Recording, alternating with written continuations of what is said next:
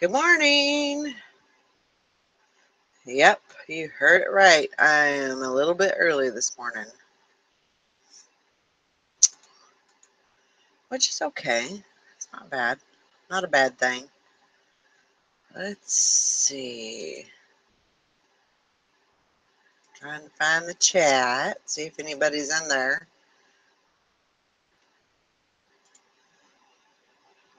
I don't know why I started early. I just did. Let's see. Where are you, Mr. Chat? There's chat. Well, it looks like I'm first. I beat y'all. So, yeah, I think I'm still kind of recovering from uh, my trip and a vacation from a vacation type of thing. Um, this morning I woke up at 3 o'clock, 3:30, something like that.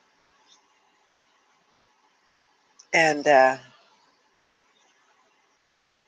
woke up and I felt pretty good, so I thought, well, I'm just going to stay up. That was a mistake. A big mistake. I should have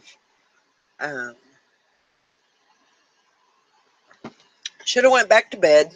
I was definitely feeling it about 7 o'clock. Morning, Hank Allen.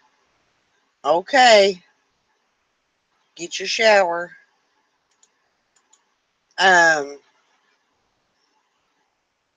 I mean, it hit me like a ton of bricks, and I thought, man, I'm gonna have to lay down for a minute. It was like, it was probably around 7 that happened, and so I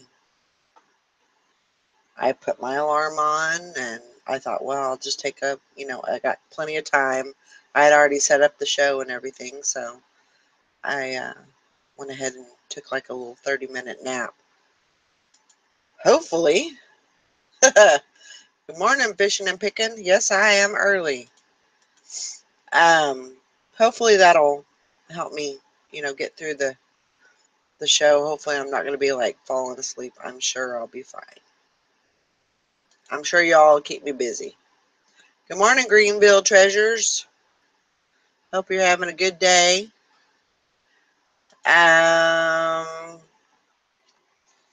Let's see what I need. I need to invite Nikki. Get her in here. She always livens up the show.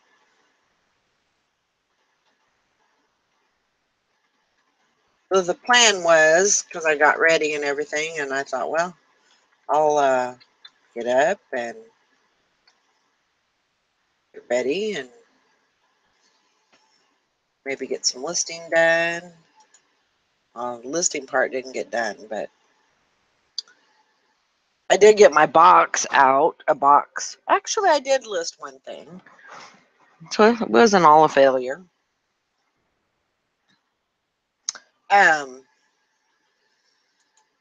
So yeah.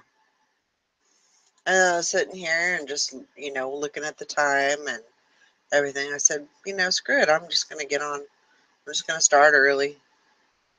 We never do things by the book here anyway, so ain't nothing different. Morning, Nikki. But I hope everybody's having a great morning, and it looks like we got some rain coming in and maybe a little bit of rain. We need it. Morning. Good morning. I talked to my neighbor. He was keeping an eye on the house and everything, and I talked to him yesterday, and he said, yeah, 1 year gone. He said, we didn't get no rain. So for 2 weeks, nothing. So hopefully we'll get some rain. There's definitely a few cracks in the ground, and so we need some moisture. It really hurt us, I think. Not that I love snow or anything, but it really hurt us last year that we didn't get any. We didn't get very much snow, and so hopefully, everything will be better this year. I don't want snow, but I know that that helps, the ground and the soil and all that. So I suppose if we got to have it, we got to have it. So, what are we doing today? I did get my dogs. I went and picked them up yesterday. That's almost getting too dang expensive to go take them put them in the kennel. Oh, I bet they were Um, excited. oh my gosh, they were crazy. Jumping on me and scratching me and yeah, getting all tangled up with each other and just a crazy mess. But we made it home and it didn't take them long to, get them. They found their blanket and got snuggled in and they were out. They were happy as pie. The weird thing was is and maybe they control. I don't really know how how they do the drinking and the foods. I'm assuming they probably feed them like twice a day. But man, I think Elvis and Roscoe, I think they drank a gallon of water when they got home, and then Well, they act like dogs don't eat or drink much when you're gone. They're what's when that? they when They you're don't. gone, Uh-huh. they don't eat and drink like they normally do because they're Really? stressed out that you left them. Yeah, Oh, well, I feel bad now because usually they what I'll eat. They won't let themselves starve. what? Sorry, It's okay. I said they eat. They won't let themselves starve. Right. Right. It's kind of like a kid, when the kids are young, they go through these little things where they don't want to eat and everything, but they're not gonna starve, they'll eventually eat. They'll eat when they need to, basically. So that's true. I don't know, it just kind of worried me that they were so thirsty and hungry, but that's okay. I mean, they look good. Sometimes when I pick them up, they look a little bit slimmer, which is probably not a bad idea. Um, I usually, because they're older dogs, they're house trained. Um, I usually free feed them, and they go over and get a couple of, you know, pieces of dog food every once in a while. I mean, they're not, you know. Now, Honey, she used to eat all the dog food. She would eat, if I left it out, she would eat the whole thing. And so I really had to control um, her feeding and everything. Of course, that didn't have anything to do with her growing because she was like a dang.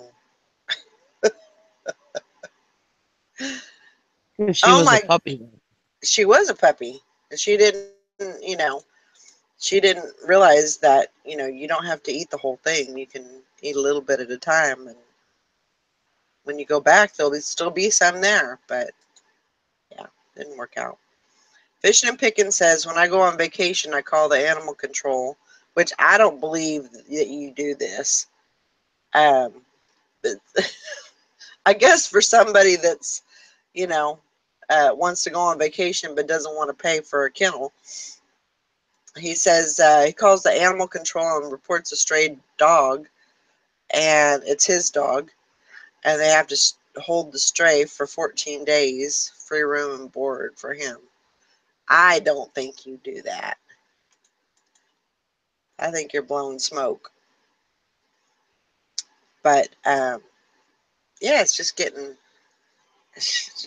really. It's pretty. Of course, 2 weeks. That was really the longest that I've been on vacation before. So you know, it was costly. Um, I just have to start taking them with me. I don't know. But it's just the way it is. But I did get, I got a couple of things listed last night. Yesterday was just kind of trying to get things organized and put away, and laundry and stuff like that, just getting everything hung back up and all that boring stuff. So Is it me or are we on early? now we're on early. I was sitting here looking at the screen, and I don't know why, but I was looking at myself, and I was like, well, hell, I'm just going to go early. There ain't no rule says I got to start at 8 o'clock. And besides, That's right. we don't go by the rules anyway, so. But yeah, I started about 7:45, I think. So I do plan on getting some stuff listed today. My whole thing of listing. And hi, Sally. Well, look at you. You're grooving and moving and grooving.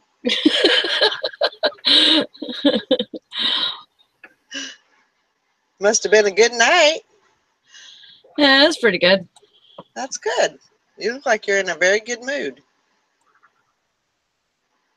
I sold 3 items yesterday. I was pretty happy with that. That's awesome. Yeah. That's very good. And I sold 1 today already. Dang. Okay. That's great. I went on a little bit early. Oh, I didn't see that you were live already. No, I was just sitting here. I was telling Nikki, I was just sitting here, and I was like, I was staring at myself, really, and I was like, well, I don't know why, but I was just. God, my hair looks pretty today. That's It probably does. what you were saying. No, because it don't. Yeah, it does. It looks gray. No, it looks blonde. Okay. Maybe I need better glasses. But I was just looking at myself, and I was like, well, why do I need to start at 8 o'clock? I could start anytime I want. So Right. I went for it. But so yeah, today Well, it's a good thing I is. didn't come on here and fart or nothing. Yes, I should. Yeah. Sally, we're live, just so you know. No farting. Well, your little baby boy is going to be, what, 20? Yeah. In a couple of days? Mm-hmm. Man. I know. Sally looks pretty good for 48, huh? Screw you.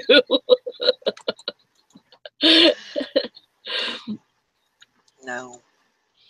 Sally looks really good for 40. 41. Dang it! I know. 41? Man, oh man. Yeah, you're 7 years older than me, remember? I know. Don't remind me. I don't know why I didn't remember that. Good morning, Sherry. Morning, Sherry. Hope everybody's having a good day. We got started a little early. I woke up at 3. Oh my God. And didn't go back to bed. Stayed up, got dressed. At all? Well, I took a nap. I took because about 7 o'clock I was like, oh my God, I cannot. I was falling asleep while I was standing up, and I was like, well, this ain't gonna work. Oh no. So I thought I got time to take a 30-minute nap. So I set my timer on my phone and I laid down and took a little snooze. Good. So hopefully that'll do me. Yeah, But, that can usually do me pretty good. Yeah, at least get me through the show without Nodding falling off. asleep. I don't think I'll fall asleep. Y'all are too crazy. What else is going on? So yeah, I got this big box of all these clothes that I got at the thrift store in North Carolina. Are you going to do a haul video? No. Okay. So do you want to share some? No. Ah. No, I don't. I really want you to. You really want me to? Yeah. You want me to do it now? Yeah. Why not? Okay. All right. Sorry, Oh y'all, my. if I don't like clothes, and move on. Oh.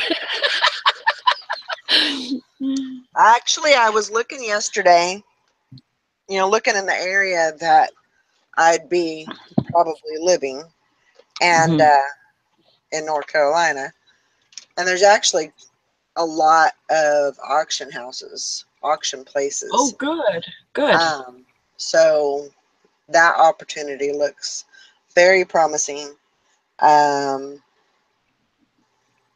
then, when I go there, I'm just going to have to kind of drive around and ask people, if they know of any mom and pop, secondhand stores and stuff like that. Just kind of see what I can find. That's what I'm Yeah. going to have to do. And then, of course, I think the opportunities over there are going to be a lot bigger. There's going to be it's going to be more plentiful. Here, yes, there's auction. There's an auction every week, every Saturday night. There's an auction, and it's not very far away. But really, that's about the only one, consistent one that there is around here. They have farm auctions and stuff like that all the time, but that's not, you can't count on those, basically, is what I'm trying to say. Right. And then, of course, the Benz is like, an hour and a half away and all that. So I was really just trying to look and see what the possibilities were. So does Kenny work in Morrisville? No, he works in Charlotte. Okay, so It's kind of like the outskirts of Charlotte. okay, Like so the suburbs. would it be better to move to Charlotte? Well, that's more expensive. That's going to be more expensive. There's a lot of little towns around. It's kind of like around here where you're going to drive. Anywhere you go, you're going to drive. Oh, okay. Because there's a lot of, in between.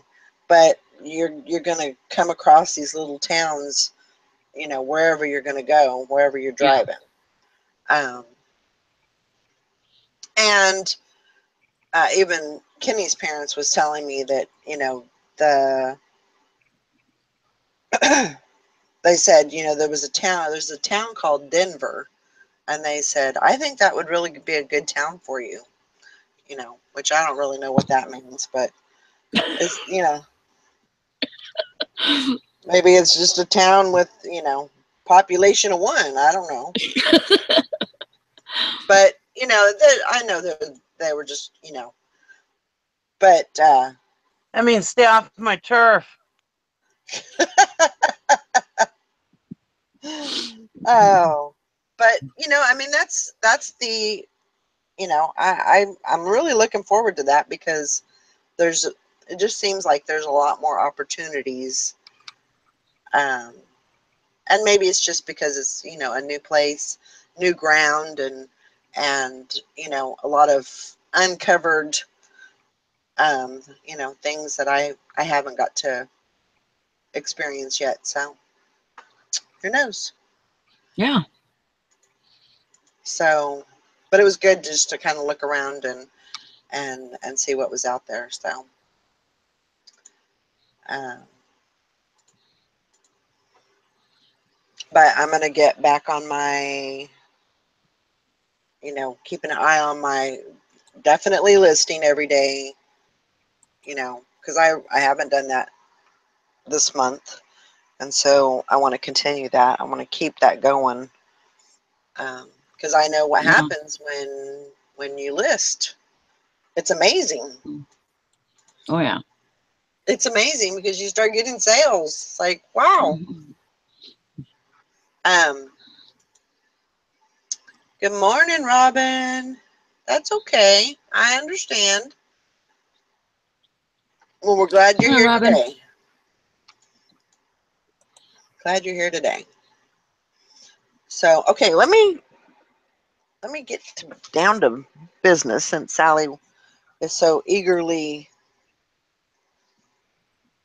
you know, and that's another thing too, is I know, you know, since I've kind of been kind of opened up my mind, or, you know, my business to auctions and, you know, that part of it, you know, you guys are all right. You know, that's a good way to get inventory cheap and be able to sell, you know, for a good price and make good money.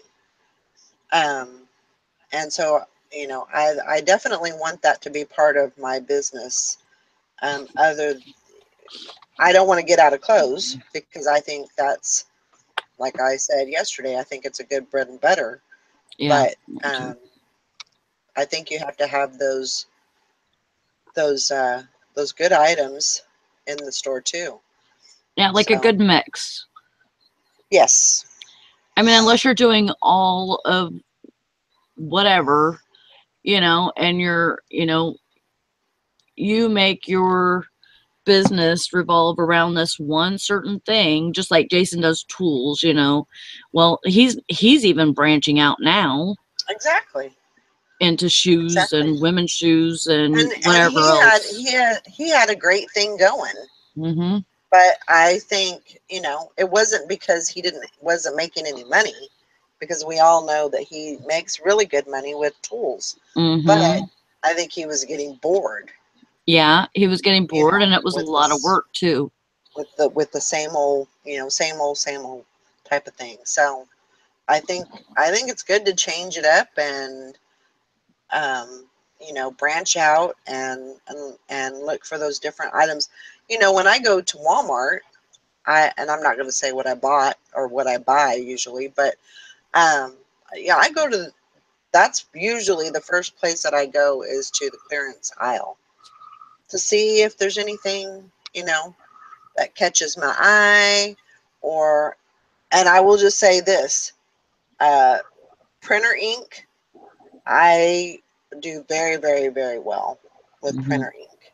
And I always pick them up as long as they're reasonable.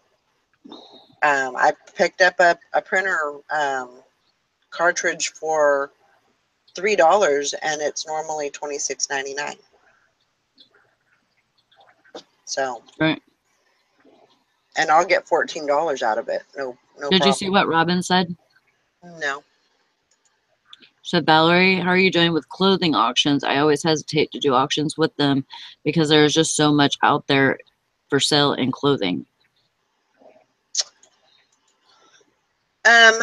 I'm doing good. I kind of pick and choose what I put for auction and what I put for buy it now. Um, but I do pretty good. If number one, if I know it's, there's a couple of factors that I go by. If it's plus size, if it's a good brand name like Chico's or Maggie Barnes, or, you know, any of those good names that people like, I usually will put those at auction. I'll list them for $9.99, auction, you know, sometimes they'll do great.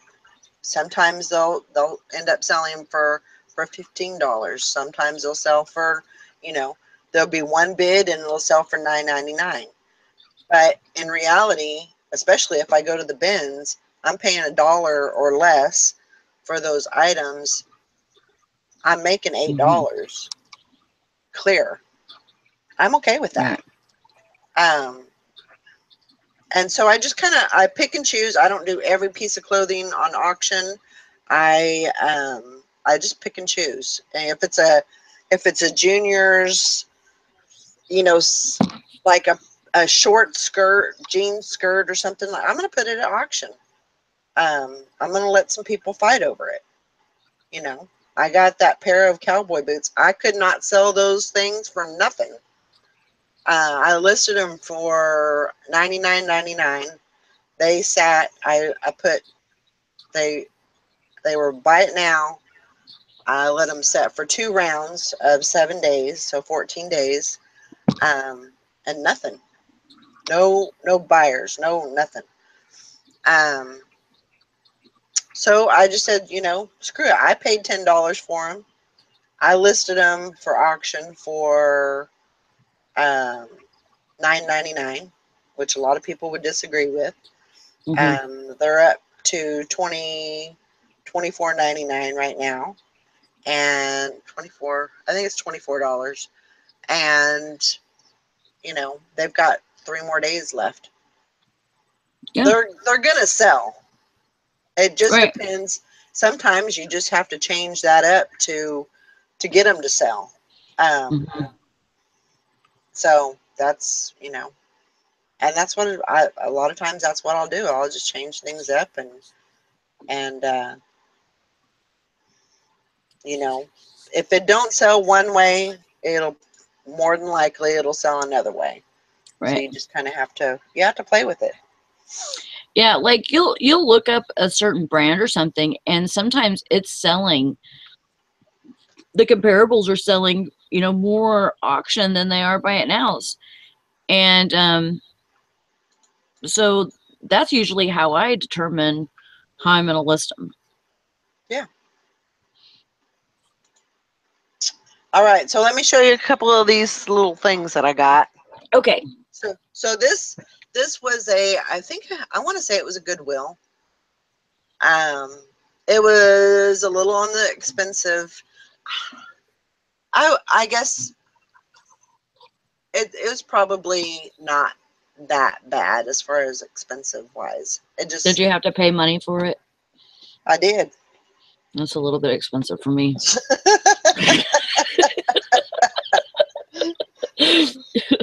Yeah, I couldn't find no dumpsters out there.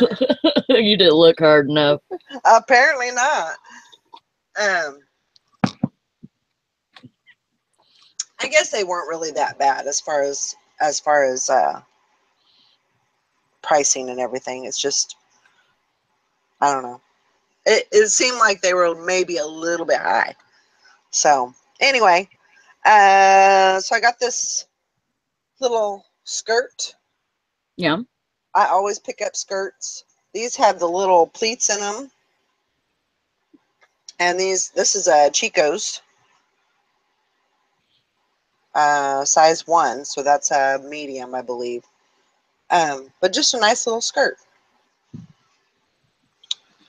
I seen this and I had to have it.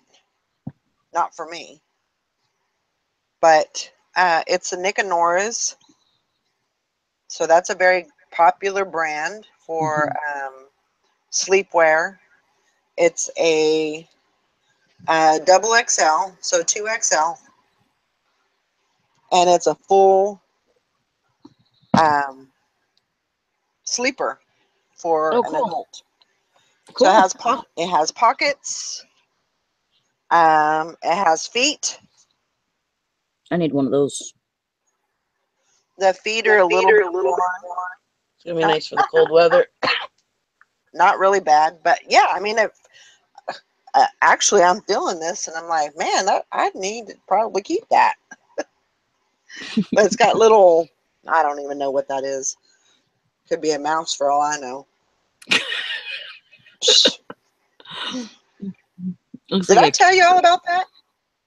I told What? you about the mouse, right? What about what? When I was at Walmart. No. Okay. Yeah, you posted it. Oh, did she Okay. post something about it?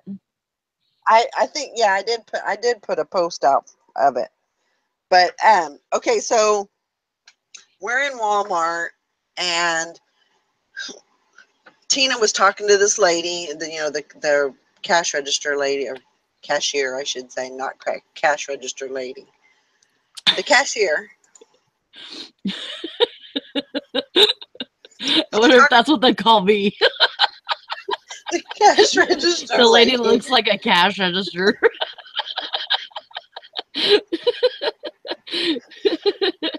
Anyway,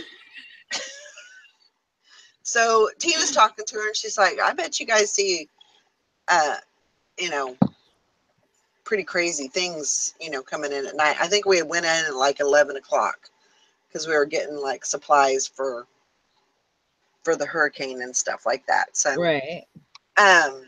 so we went there and so she's talking to her and she goes, oh girl, you would not believe. She goes, we get people in here come in. She said, I had a lady come in with bra and panties come in and get, stuff. And she said there's people that in the winter time, they come in and they don't, babies don't have clothes on. They just got a diaper on. But she said people dress weird, especially when they come in. It's almost like they want to get a response or something. Yeah. So we're walking through the store. She said that. And I think we went to the store real quick and we got just a couple of things. And then a couple nights later, we went back.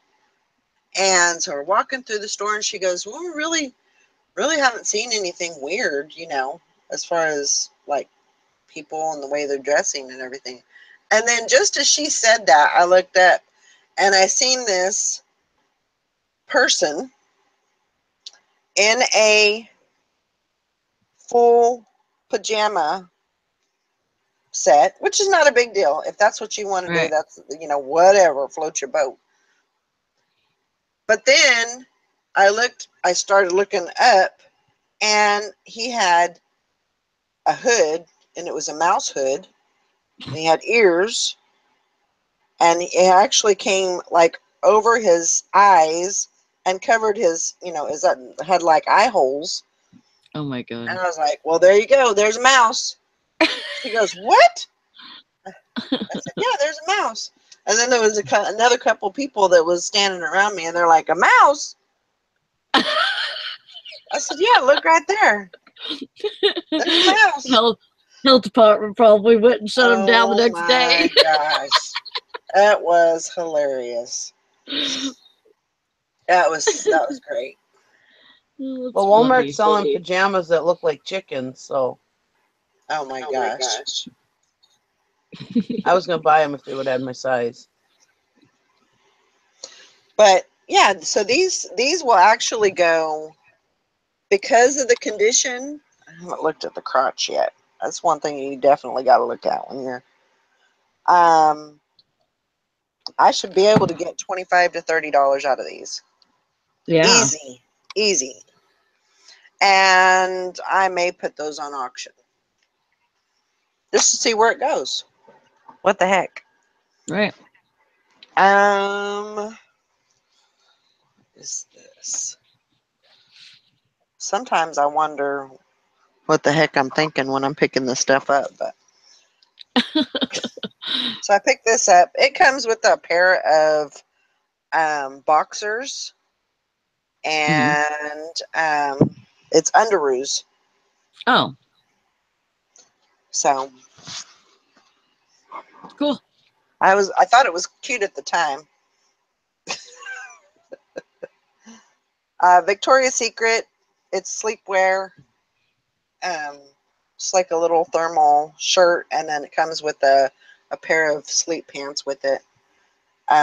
These actually really feel, they have that velour on the inside, and it feels, I don't know, Oh, cool. feels good. Those will sell good. And I Mm-hmm. actually got two, I think I got 2 pairs of those. Yeah, these are, I don't Well, know, this I is don't know if the these go season with where that. people are thinking pajamas. So good Yeah, thing you got them. yeah. I know that they'll sell. Um, and I always pick up Victoria's Secret. I got this little nighty, teddy, not a teddy bear, not a teddy bear, just a little No. nighty, and it actually comes with a robe. What was the brand? There was a reason why I picked up. It's called Sensara. I don't know. It was put together Hmm. really well, and it has a robe to it, so I thought it would be a good set to sell. Yeah.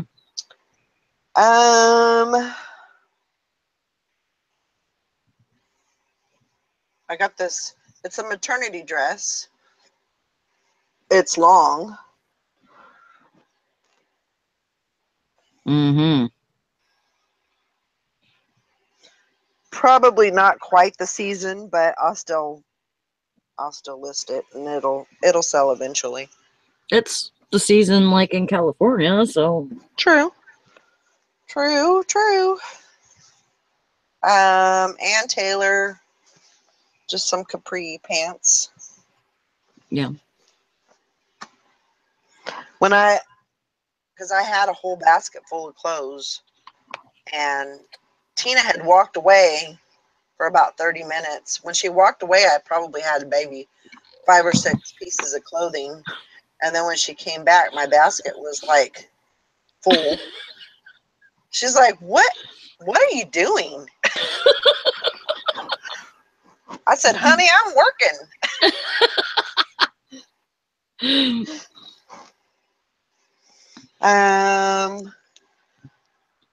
Lane Bryant. I always pick up Lane Bryant. The only bad thing is I didn't look close enough, and there's a hole. Mm. A hole in the belt loop. So I'll probably go ahead and list them. I'll Yeah. probably list these for $9.99, and put that there's a hole in the belt loop, and somebody might buy them anyway. So Yeah.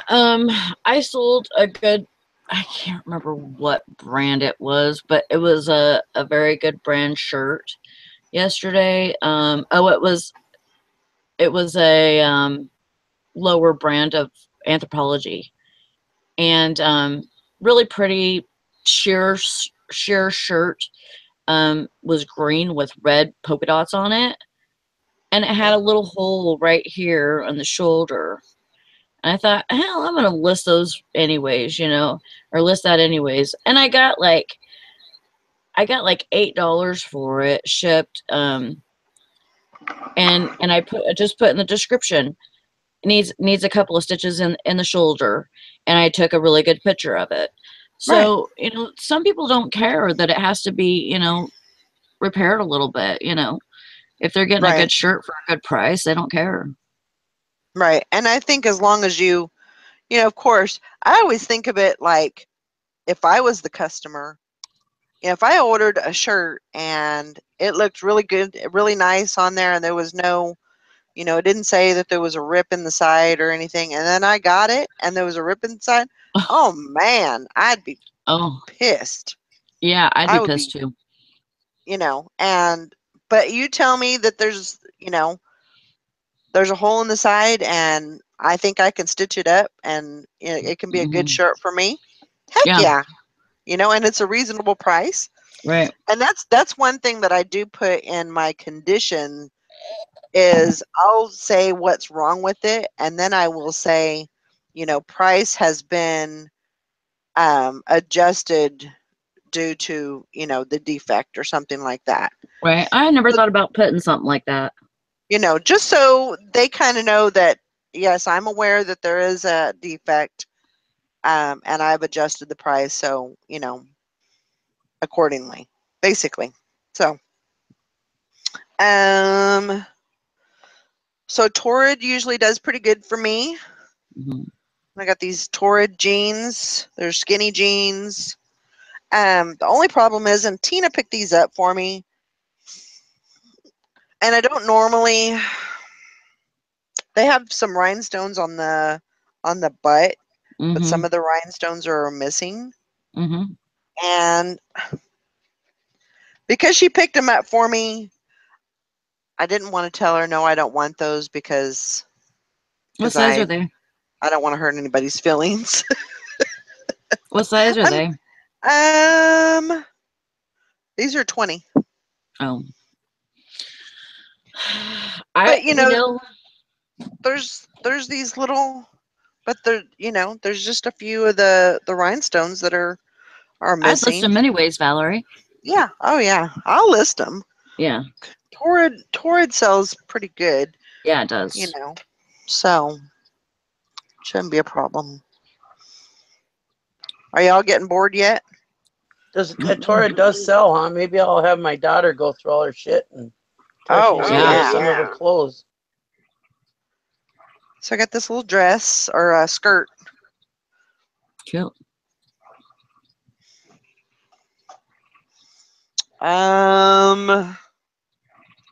Let's see. You're not boring me. You're giving me time to eat my breakfast. Okay.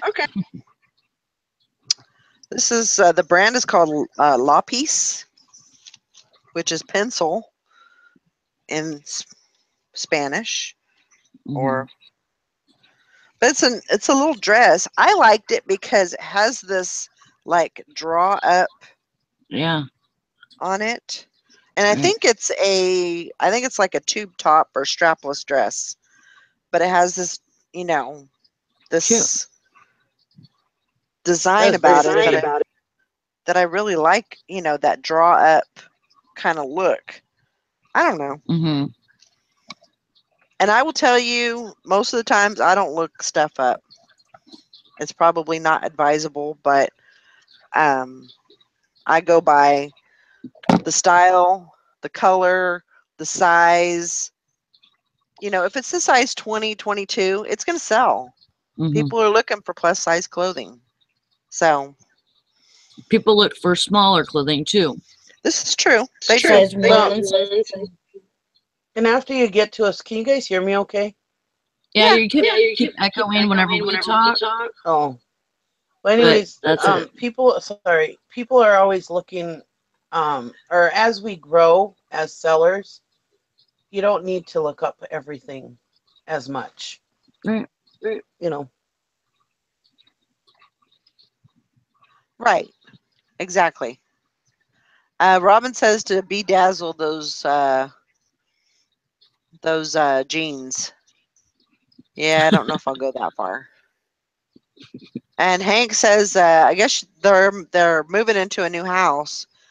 They weren't quite ready to get into that house, but since Irma forced them to move, and her significant other is building her some new shelving in the garage, so that's good. So she's trying to get things set up where she can get still work and stuff. I'm sure that has to be very difficult, kind of. I mean, you're kind of scrambled because you just trying to get ready to go to trying to get back to work. Mhm. So let's see. These are Reeboks. They're like a spandex pant, almost like a dance pant. Mhm. My only issue with them is the elastic is a little wonky, Mm. but I'll just put that in the listing. Wonky, is that your professional word? Yeah, absolutely. Just like oofda. I like that one too. I've never put an oofta in my listing.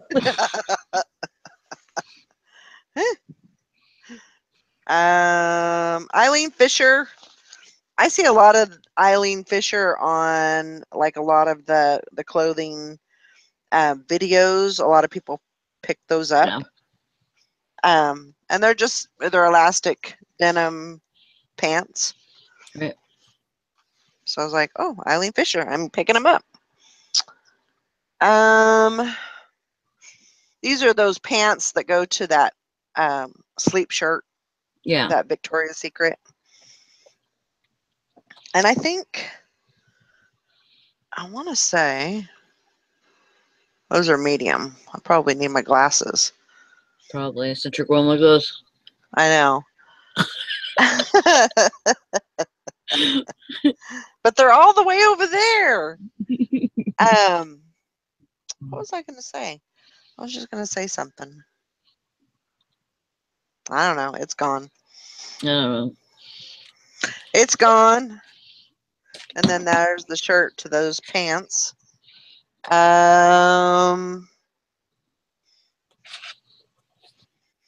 These are Cato, and they're a size 18 to 20. They're just some pink capris. Just like sweats, or they're not sweats. They're just like, I don't know, material. Do you have a Ben's anywhere close to you, Sally? What? Do you have a Ben's anywhere close to you? No. It's about 2.5, 3 hours from me. That's how close my nearest Ben's is too. Yeah. But we're gonna visit some when we do our little road trip. Oh yeah. Where is your Ben's at? In Detroit or Lansing or what? It's close to Lansing. Oh, that's what I was gonna. What was I gonna say?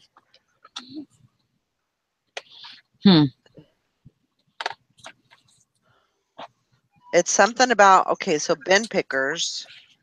I know it's about them. What was I gonna say? Because they did a new video. Okay. They sold their house. They are on the road looking for a place to live. So they're going to go across the United States, cross country, Oh, and wow. they're gonna be stopping at different bins across this, across the United States, because they're moving. They're on the move. But there was something about. Did I they don't come know. here or something? Oh, I remember. Let me talk real quick.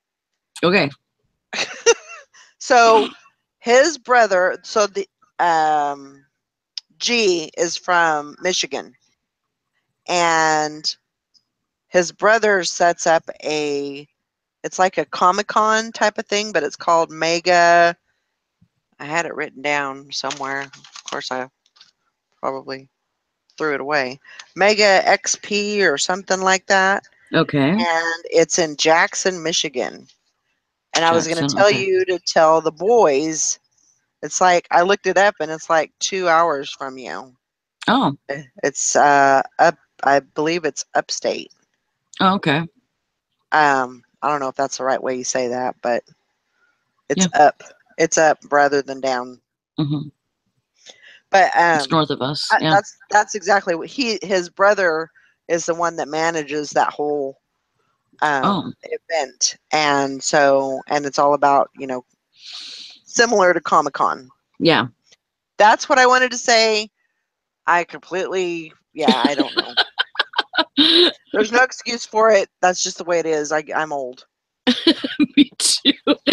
We gotta get it wet. We've got to say it while it's fresh in our head. I was trying to think. So at least I remembered the bin pickers. Yeah. So I was like, and I started talking about it, and finally I got to it. Oh. Well, what about me last night? I'm on this damn show every morning, and I couldn't remember the name of it. You couldn't? No, she couldn't remember the Picker Daily Hustle. She couldn't remember that, but that's okay. Hello, Matt. Good to see y'all. Did you even see what I named the show while you were gone, Valerie? Yes, it was like second home. To Reseller Second, Squad. yeah, yeah, I did. I remembered the Facebook page, Reseller Squad. Hey, at least she got that part. Yeah. If they're looking for us, they'll find us. Oh, absolutely. Matt says, at least I can blame my left-handed cigarettes. Yep, sure can. I hope I'm not boring y'all. These are some, they're kind of slinky. They're Coldwater Creek, but they're kind Yeah. of a slinky material. They're almost kind of sheer. So Mhm. I don't know. This is probably something you'd want to wear to Walmart. With a tube top, no bra. Good one. I was like, man, that'd be perfect. I'd fit right in. They are a 2XL. I don't know if they're like lounge pants or what, That's what they look like to me. but they're 2X. So I just like the way they felt. Yeah. They feel like they would be comfortable to sleep in. So anyway, see what else I got in here. And like I always say, I don't get, huh? I said, hi, Megan. Hi, Megan. Hi, Matt. Hi, Matt. These are Lauren Ralph Lauren.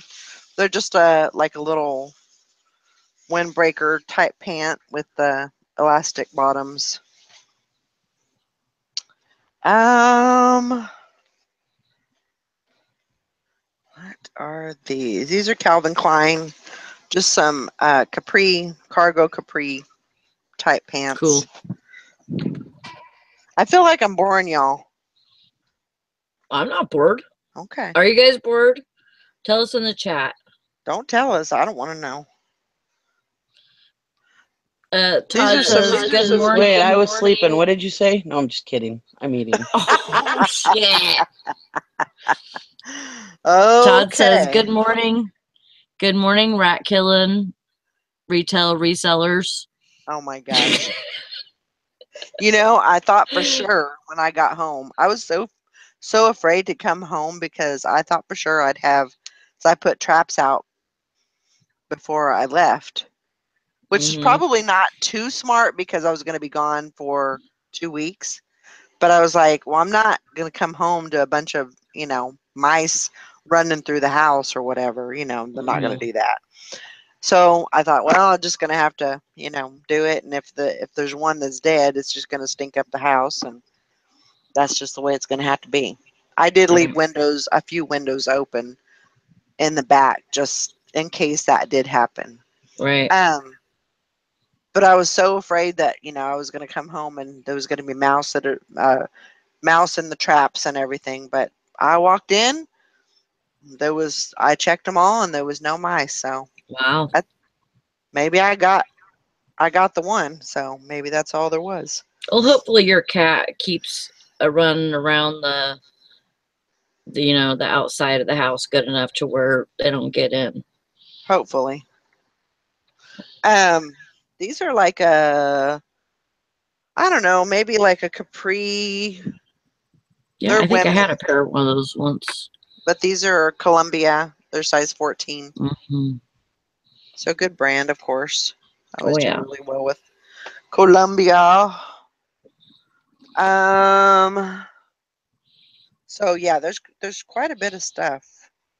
These are these are Chicos, but they're the Travelers. So these are just the pants, but the Travelers are what are they? They're like you're supposed to be able to travel with them, and they don't wrinkle as bad, I should say. Oh, I see. So that's their brand, and I don't even know what the size is. A size 2, so that's an extra large, but a good pair of pants. Yeah. was trying to see if Hank they. says the travelers have a good following. Yeah, and these are 100% rayon, so they're real light Yeah. and flowy and everything. So. Hey Tara, are you back in the truck? I know, because the boys' show is still going, I think. I think maybe you're right. I always do really good. Have y'all ever seen those Jane Ashley? And they're like a women's shirt, but they usually have some kind of a theme going on. You know, like coffee or Paris or something like that. Right. So I sell those really well. There has to be a following for those. And so I usually sell those. Well, I found this skirt. Never found a skirt, but it's just really a nice little flowy skirt, and so I picked it up. Cool. What is this called? This is called Moth, and I think Moth is a Anthropologie brand. I'm not for sure about that, but I think it is. So a skirt, it's a little flare, but it's kind of like a sweater skirt almost. Yeah, it looks cute. So.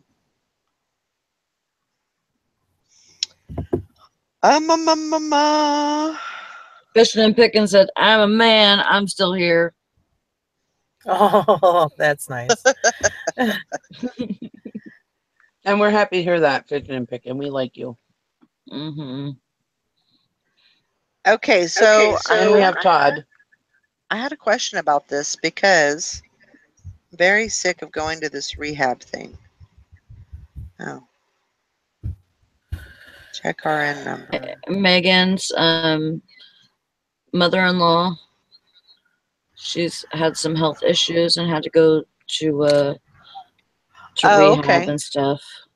Okay, gotcha. Well, I'm sorry about that. I wish you the best in that.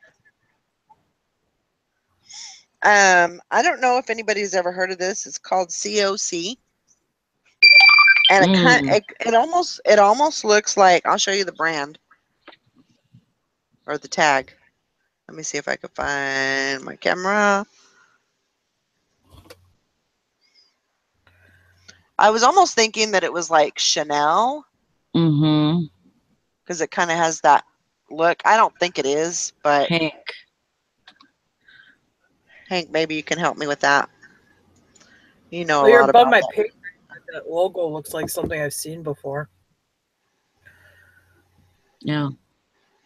Looks familiar. Put in. Well, Valerie's right. It does look like the Chanel. Yeah. I mean, just, not necessarily this part, but definitely this part. The simple part does. So, I don't know. I have to look it up. The tag is actually kind of faded, so I don't know if I can get an RN number out of that. So I'll have to look and work on that. What's the material? I don't know. I don't know that I can. It'd probably help if I have my glasses. It is made in the USA, it says. I don't know. Yeah, it did say, is there a RN number on the COC?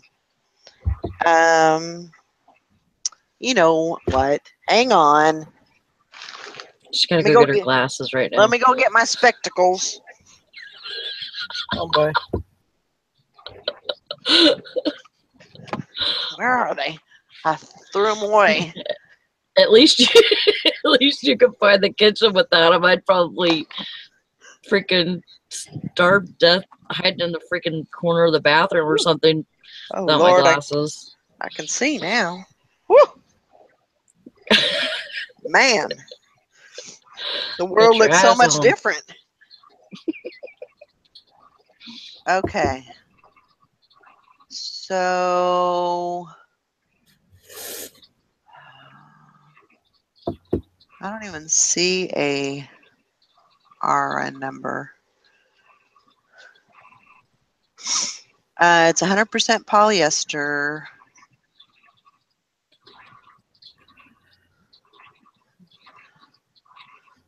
There is no RN number.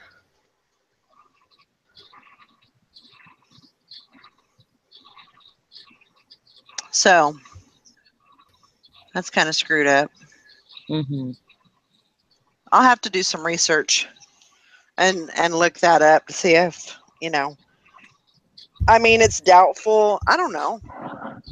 I guess it could be. I don't know. Here's those Underoos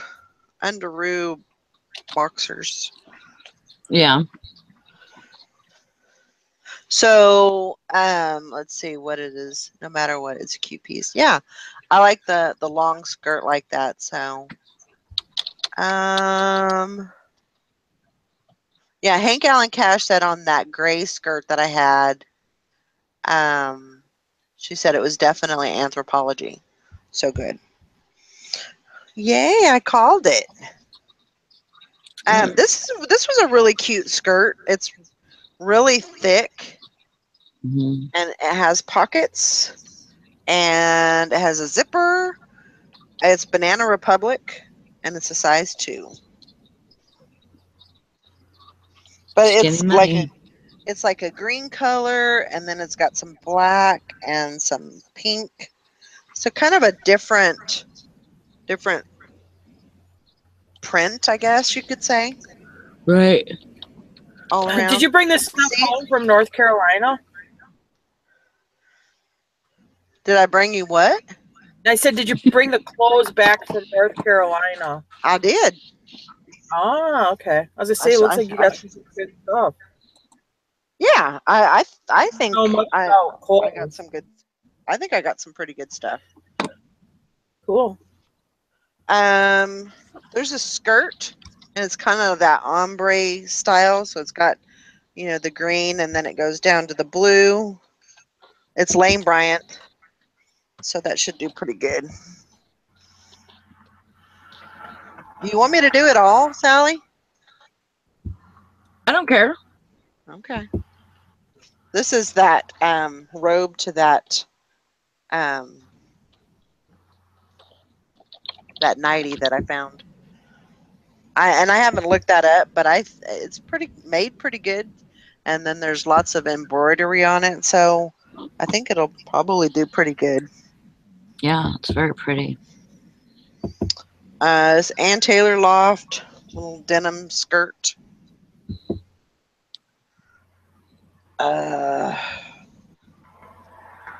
And while I was there in North Carolina, I think we went. I think it was like the third or fourth day that I was there. We went to the thrift store, and we were planning on going to the bins, but I'm so glad that I didn't, because I would have had to ship my stuff, and that would have been Mm-hmm. more of an expense and more of a pain in the butt. So, but I did some listing, and while I was there, and it was kind of weird because I didn't have all my supplies, but I made it work. Did you sell some of the stuff that you listed and shipped it out from there, or what? I did not. I was actually planning on it. If I had sold it, I was planning on shipping it out from there. That's always ideal for me because it's less that I have to bring home. But it never works out like that. So, Is that skirt like two-toned? which one? The Coco Chanel one? Yeah, it's got like a tan and brown. Let me see again. Yeah. And then it's got some paisleys and floral.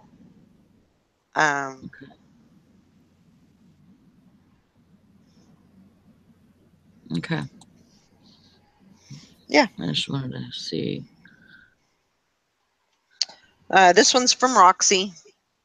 So a nice little, it's kind of reminded me of like the cherry blossoms, kind of had like that Japanese type theme to it. I don't know. Mm-hmm. I just like the color.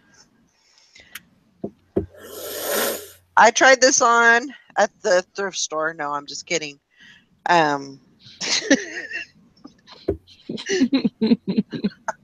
It's just a little, Dork. I know I am. Abercrombie Fitch, size 4. People go crazy over those things. The shorter, the better. And the more ripped up, the better. Calvin Klein, little linen skirt. I think it was linen. 55% linen. Anything linen, I pick up. Because that's hot. Sells really good. This is 100% linen. It's just a skirt with embroidery. What was the brand on this? Grace Elements. Very good brand. Oh, Sally's yawning. Better hurry. This is a J. Crew, and it is a skirt, a long skirt.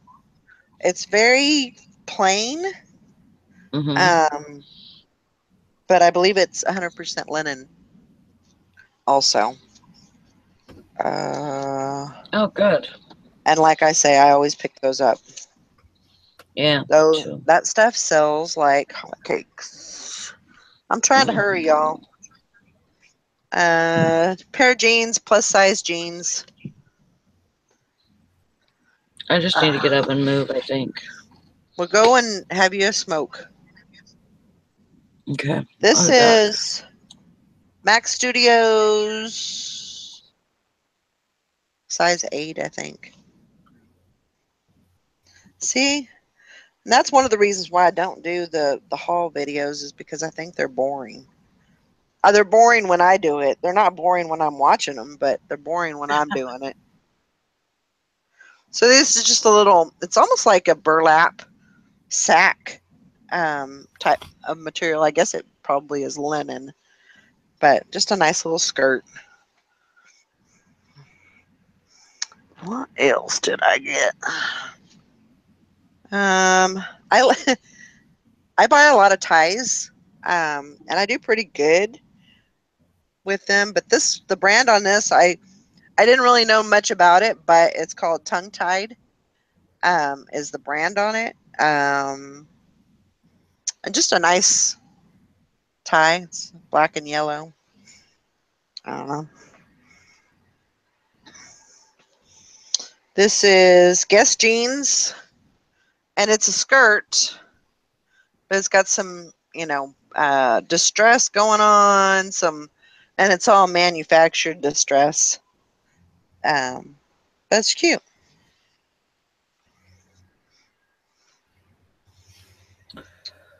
There you go. These are called black. I wasn't really sure about these. These are a size extra large, but they're really thick. Kind of thick made. But they're so they're a pant, and then they've got this like inner they're almost like riding pants. Like horse riding pants. Um so maybe they're like for bike riders, because they just have that, I don't know what you call it. Maybe I need to do some research. Patty. Yeah, there's no padding. Oh. So I just wonder if it's just the way that they're made. Maybe they're guys' pants. Maybe that decreases the chafing. I don't know. What brand are they? What's the brand? CJ Black. Never heard of it. They're I not never heard of it either. pants. But they've got the bottoms of them, so they're kind of like a jogging pant, but it's more of a cotton material. Just it's something different, and it caught my eye. So, oh, these are Athleta. CJ pants, I just looked them up. Most of them just look like dress pants or capris. Huh. Yeah, Are they like a denim? No, they're more of a like a thick cotton. Let me look and see if I can find a. And they've got the. Wait a minute, like that was CJ Banks I was looking at. Sorry. Oh, okay. This is CJ Black. Yeah, they're 98% cotton, 2% spandex. Maybe some kind of running pant or something. That's kind of what, but like these days they've got like the fad is, like those sweats, but they're real. Like the guys are wearing them, but they're like a sweat pant or like a running pant with the sweat material type of thing. But then they've got like the crotch is like lower, and they wear them. They wear them kind of saggy, I guess you could say. Are those lowriders? But then the legs are actually tight.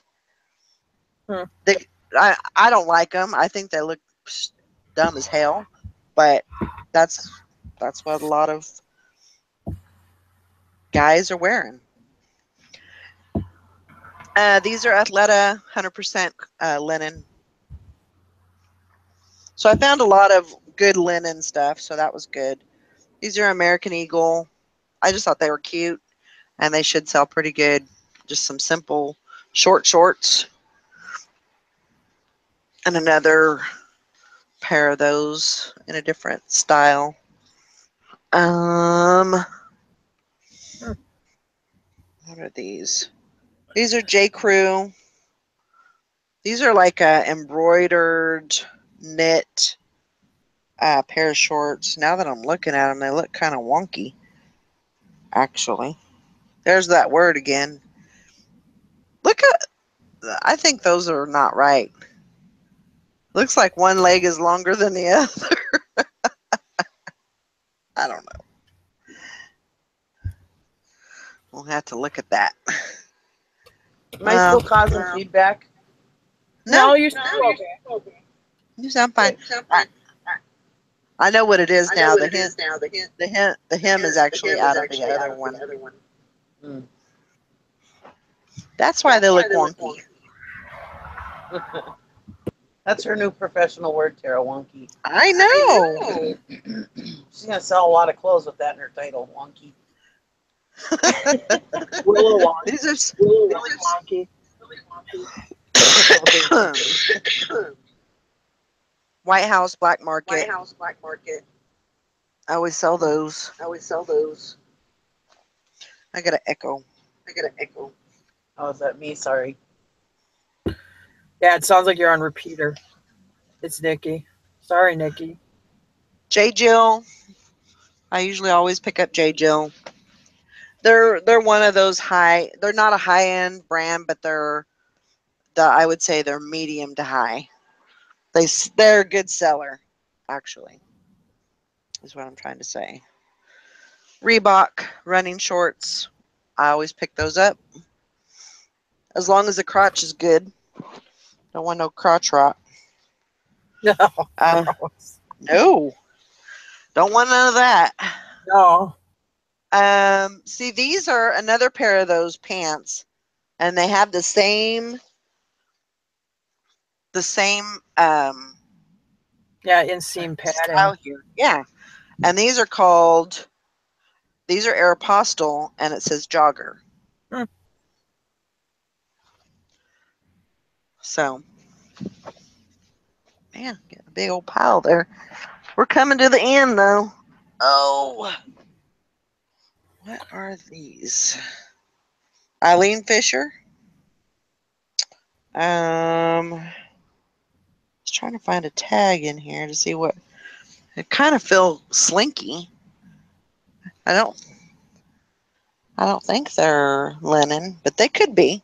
They could be part linen, but they're just a cute little pair of pants.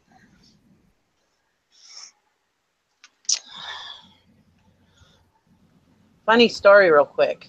Sure. I have a Is my sound okay right now while I'm talking? Yeah. You sound good. Okay. When we talk, that Oh, okay. Anyways, one time I had like this really thin, slinky dress, like almost like a slip, but it was a dress. And all I have is a mannequin, a man. He's a big chesty man with a big bulge, you know. oh boy. I put this dress on him. I used to put bras and everything on him. Anyways, he that dress on there, you could see the bulge through the dress. I couldn't. That had to be a hanger picture because you could see the bulge. I was in the picture. You could see the bulge. I was like, oh my God, this ain't gonna work. Not a clothing seller, I know. I put bras on my mannequin. Yep. My mannequin is transgender.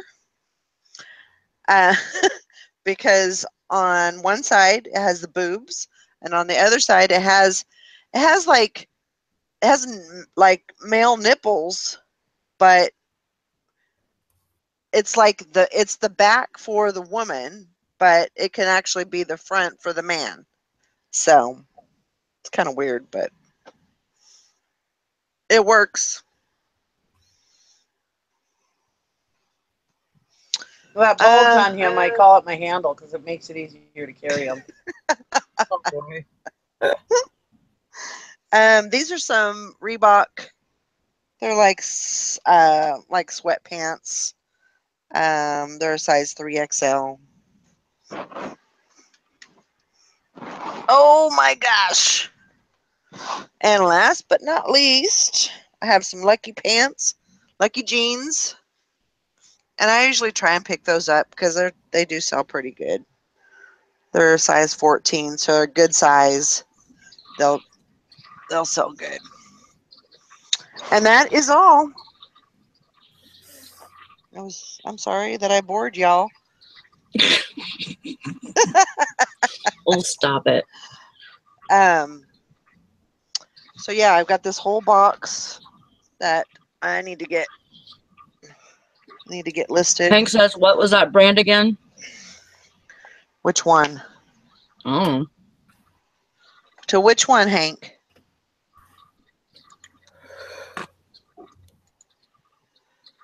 For the pants, it's CJ Black. If that's what you're it's Lucky brand.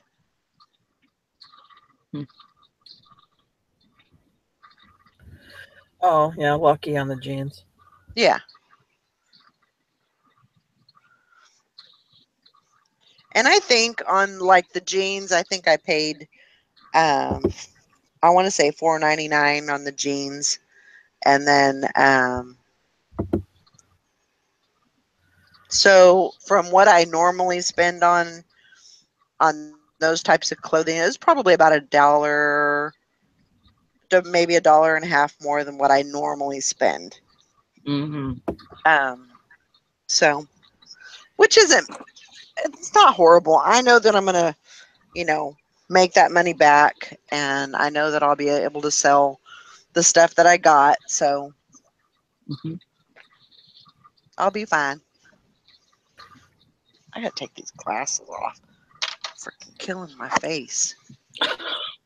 So how are the prices in the North Carolina thrift stores compared to you? Were they higher?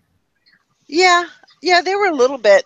They seemed a little bit higher, but I only went to I didn't go to like a mom and pop store. I went to a Goodwill.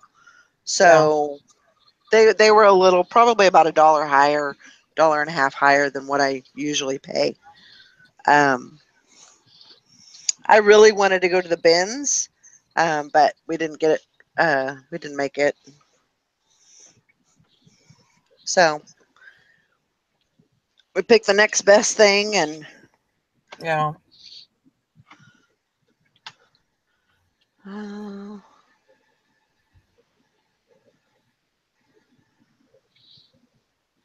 I do charge on those, like those Lucky jeans. I'll probably put those up for auction and start them out at $9.99, and I do charge shipping. So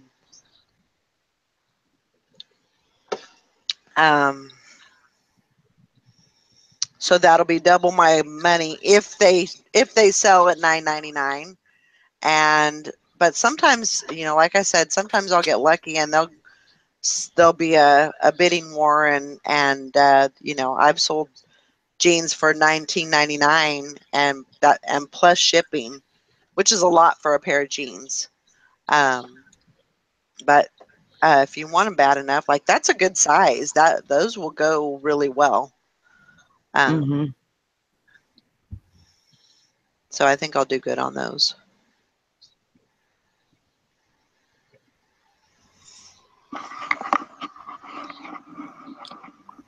Yeah, my Goodwill out here, I mean, the cheapest I can get adult jeans are $8.99. They sell them from $8.99 up to $20 a pair for used jeans. And I'm up here in northern Wisconsin. I mean, Wow. they don't have really good fashions or anything. Yeah, the cheapest on the rack is $8.99, unless they're half off. But I mean, by the time they get to half off, because they do half off colors, they're so picked over that, I mean, Yeah. I don't even really try to go look through those racks. They're just priced cheap. There's no money to be made there. That's crazy. I mean, it's the same way here too. I would never, I couldn't make any money, you know, paying that much for a pair of jeans like that. I have to give myself some room to make a little bit of money. So I mean, I could see if it was like in New York or something. The cheapest I've seen jeans here are like $6.99, $7.99. Yeah, our starting price runs. I mean, they might be $6.99 if they're like some, you know, ones with like holes in the knees or something like that. But yeah, they're expensive. The children's jeans, because I'll go shop the children's section, because for my son, I mean, the children's jeans are at least $4.99 to $6.99 depending on the brand. Wow. Yeah, they're kind of expensive. I was gonna say, get those ones with the holes in the knees. Those sell. I used to sell, honestly, I used to sell men's clothing, men's shirts mainly, years ago, and I was actually really good at it. I actually knew the different kinds of suits and knew the different kinds of shirts and stuff and described them really well.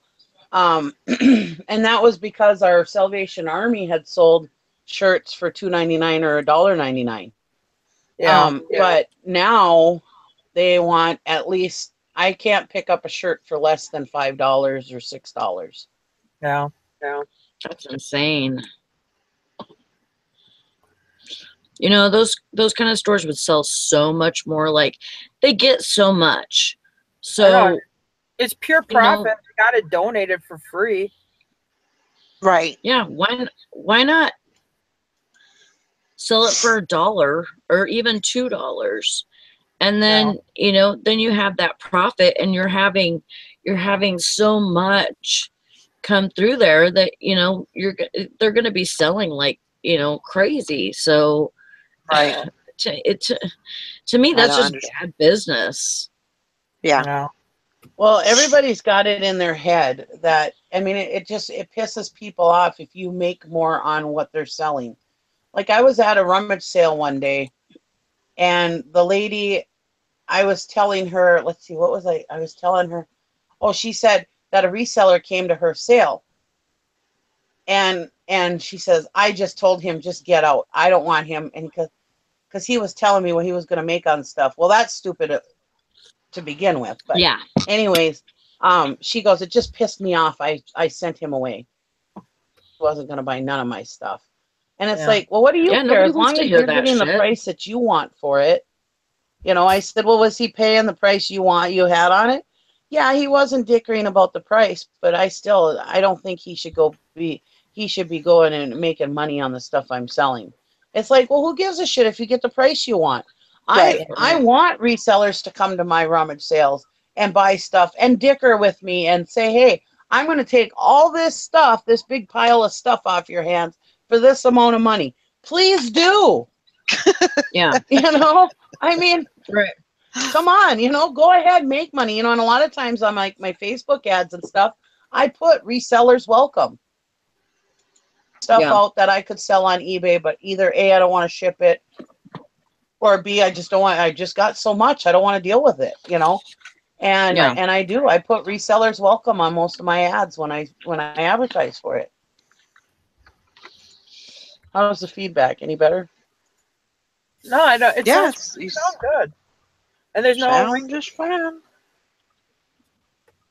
No echo? Sound you're good. Oh, good. Thank you. Hello? Hello? Not Nope, yet. no echo. Oh, there's an echo. No, just joking. Oh, is there? Oh. No, I'm just joking. Well, I think like in thrift stores, I hate when you go to a thrift store and they got the tag on it. You know, this is what it sells for on eBay, and they'll always pick an ad that is not a sold ad. It's some buy it now that somebody's got a ridiculous price on, so they got it like priced at half of that.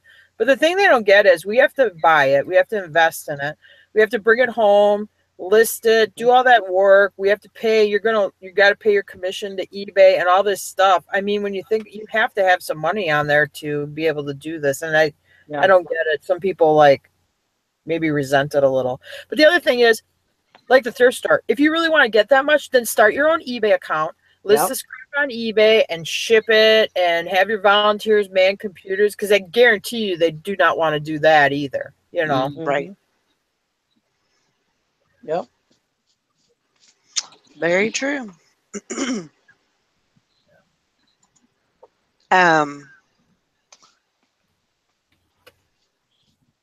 mean, like Polaroid cameras. I always pick them up because I have somebody who always buys them on eBay, and he buys them at a little cheaper price, and then he cleans them up, does whatever he does with them, puts film with them, and he gets probably 3 times as much as I sell them to him for. But I'm making a good profit. He's making a good profit. We're happy, you know. I mean, I buy these Polaroid cameras for $1 or whatever. I sell them to him for 20 or 25, plus shipping. He pays shipping too. What do I? Well, there's a company that'll sell them. Or, buy them for you from that. Yeah, they buy them too. Yeah, and I don't care. I know what they're doing with them, but I don't care. It's fine with me. As long as you can make a good profit on them and stuff, you could be happy with that. I'm not going to go out and get the film to sell with it. So, No. If I wanted to be that kind of business, then I do it. That Polaroid camera, like I'll sell them, and I think I get about $30 for them free shipping. But I have to pay $1, maybe $2. Otherwise, it's really not worth my time effing around with it. Yeah. Right.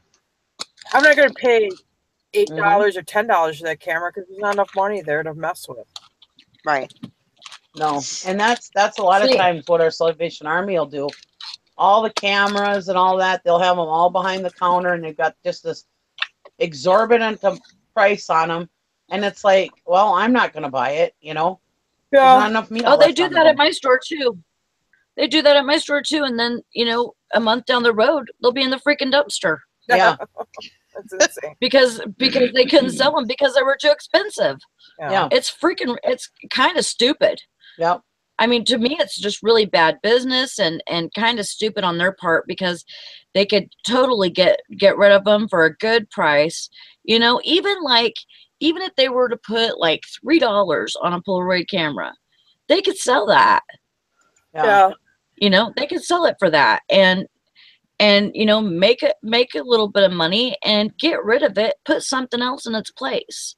Yeah. That's the whole thing of having a storefront, is you want to, keep on,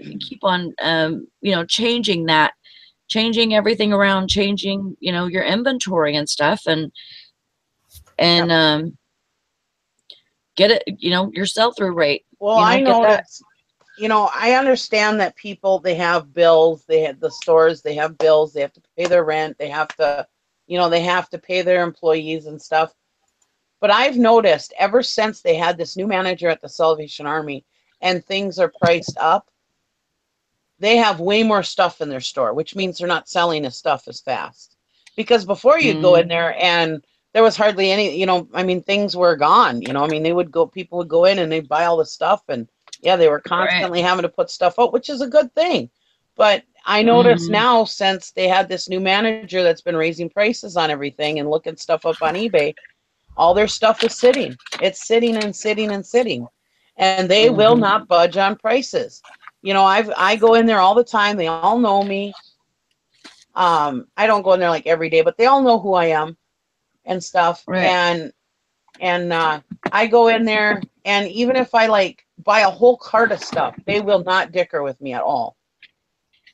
They will not give me a cheaper price. I went in there and I said, okay, they've got this whole bin of silverware, flatware.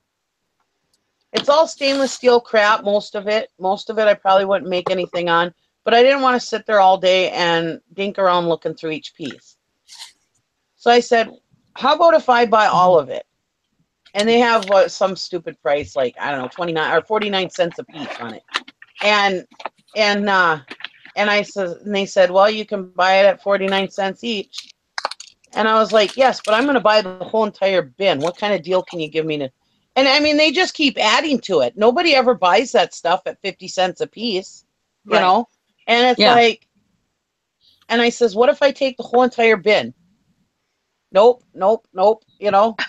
And it's like, before that, I ended up getting like alarm clocks. Those alarm clocks that you see, the wood grain looking alarm clocks that you see in the motels. Well, here a motel had donated this whole box of motel clocks to them.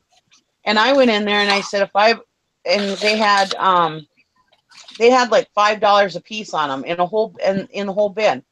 I said, how about if I buy the whole bin? He says, I'll give them to you for $2 a piece. I said, sold. And that was before the new manager came in. I took them all, and they made all kinds of money on them, you know? Right. But now you go in there and you see those hotel clocks that they've got like $5 to $8 on each one, you know? Nobody's buying them. Yeah. Yeah.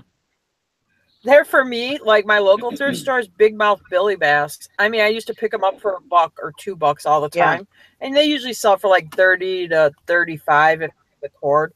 Now they're all like $5 to $8 for a Big Mouth Billy Bass, so I just pass. Yep. Yeah, you can't make any money on them at auctions.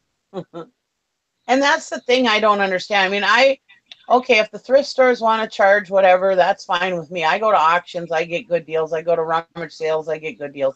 I don't need thrift stores. Right. And so I don't complain about the thrift store prices, whatever they want to do. And, but, you know, I don't know how people make it just shopping at thrift stores. Me and Tara have talked about that. Yeah. You know, it's like, how do people make it go into these thrift stores, especially the northern thrift stores that are so expensive? Yeah.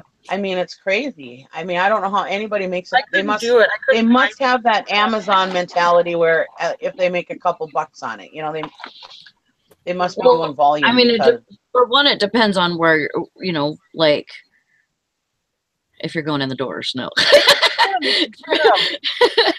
For one, it depends on if, you know, how much you're buying it for. Like, see, I can go to my Salvation Army, and it's you know, they've got somewhat expensive prices, not as expensive as your guys's. And then I can go to my St. Vincent's, and it's about half that. They're asking about, you know, if you want to buy a blender or a, you know, food processor or something, it's about $3. You know, not too shabby. I bought food processors there for like $2-3, and you know, sold them for 30. You know, I mean, to me, that's a good profit. And I've been to our St. Vincent's went out of business. I've been to Goodwill's up in the Upper Peninsula, Michigan, which is run by a different Goodwill district or whatever, and they'll just be a sign, all sweatshirts, $2.50. Yeah. Where our Goodwill, they individually price it all. So that means if there's like, let's say a snowmobile sweatshirt in there, I mean, they'll have it priced at like $20. Where like that Michigan Goodwill, or I've been to the ones in Kentucky where they have just the sign up, all shirts $2.50, or all electronics $3. You know, and emotionally. Yeah. so mad you just want to leave. It's like, screw this. Yeah. And it messes up my game because then I can't concentrate on other stuff that might be something good. I just get so frustrated. I just want to get out of the store. Yeah. Well, yeah, because if they price a sweatshirt at $20, I'm not even gonna buy that damn sweatshirt new for $20. Screw you! I'll go to Walmart and get one for 10. Yeah. You know, I mean, yeah, and they don't think about stuff like that. Oh yeah. You know, they think, oh, I can. My Goodwill in Rylander, because I like this time of year, I really try to pick up snowmobile clothing because you're coming up on the season. Snowmobile jackets and suits start at $50 at that Rylander Goodwill. So then when that Mine color too. goes off, they sell them for $25. But there is no room for make money on it for that. Or if you're some homeless person or some person really in need where you need a snowmobile suit, you're just SOL because of the resellers. I mean, Yeah. Technically, Goodwill was supposed to be a place for people that were poorer to be able to go buy clothing and stuff like that. You know what I mean? Yeah. No, it really wasn't. Goodwill was started to make money to help disabled people, for to give them rehabilitation and to give jobs to people that can't get jobs elsewhere. You know, like But now the government and the people and society is a lot more accepting of these people with disabilities, so they can get jobs elsewhere now. But when Goodwill was started, that was the whole premise behind it, because people were very discriminated against those kind of people. Disability. I don't want to say those kind of people. I didn't mean that in a weird way, in a bad way. Anyways, Chill, Nikki. choose your words, you know. Anyway, well, you know, I say stuff, you know, and you don't think about what the meaning is. Anyways, but people with disabilities, you know, they were discriminated against for forever. You know, people would just put them in a home and would just leave them there, and so that was why Goodwill was started.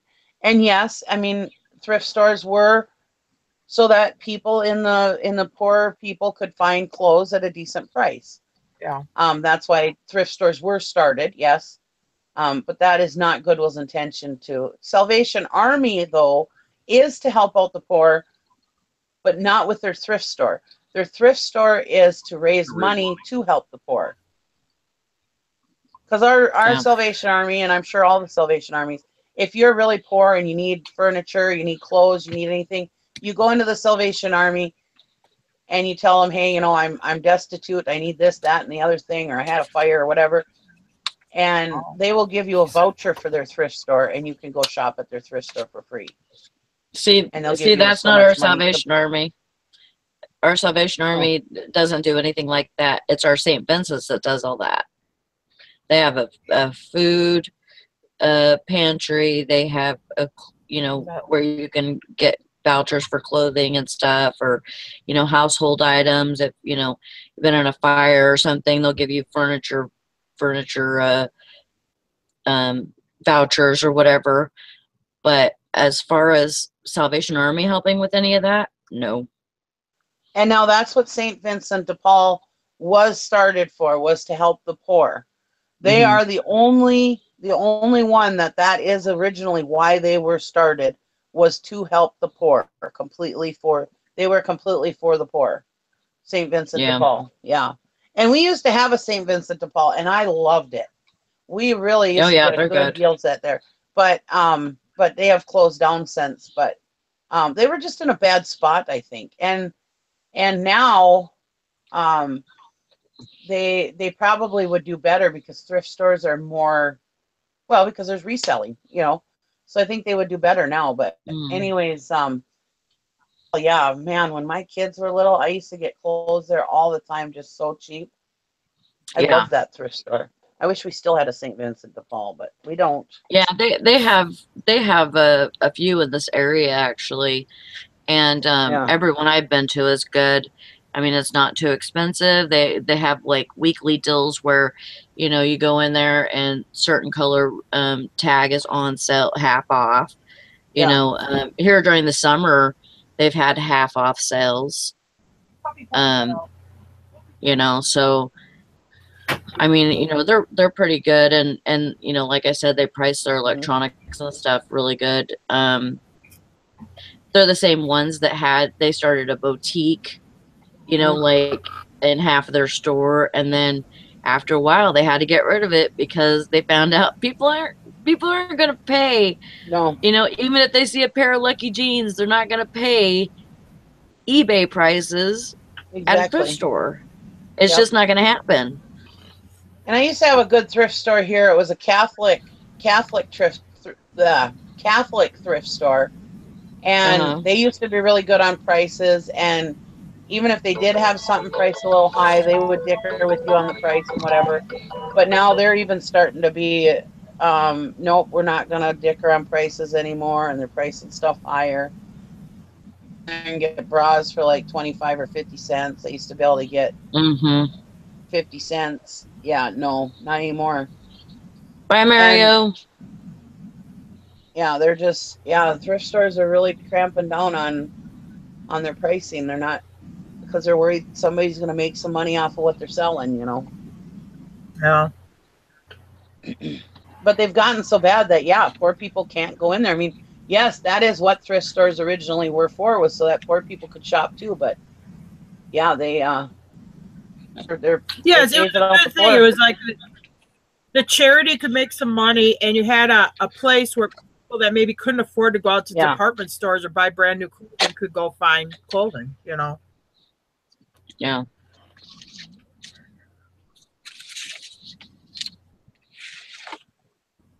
Yeah, I mean, you know, we you know, look at, you know, how much we're spending for, you know, certain things, but, you know, whenever, you know, they're just kind of being greedy, you know, with, you know, with how much they want for stuff.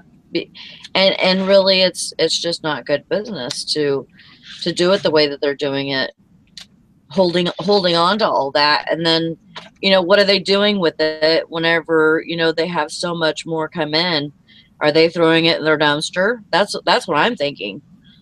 You know, if they're, you know, if they're not selling anything because it's so overpriced, then that's probably what they're doing. And so, you know, you could have all that, those sales, you know, even if they were lower priced, you could have all those sales and you know, they don't even know because everything's too overpriced. Well, that Catholic thrift store that I go to that keeps raising their prices, they do have once a month on Wednesday, like the third Wednesday of the month or whatever, they have like a $5 bag sale. But, and they said that because they said, oh, we're just getting so many donations that we can't fit everything in the store. And it's like, okay then, so lower your damn prices. They're over in they're downtown Duluth where all the poor people live. I don't mean to be stereotypical, but that's where all the poor people live. And they're over there, and it's like, so lower your damn prices, you know? Yeah. Well, and ours is so crazy. They'll get overstocked, and then they'll bag stuff up, and then they go and have people take it down and give it to Goodwill. I'm thinking, why don't you just price it? That doesn't even make sense. And honestly, this one, it's in a top. You can hear the ladies talking in the back room. Well, we gotta get this stuff.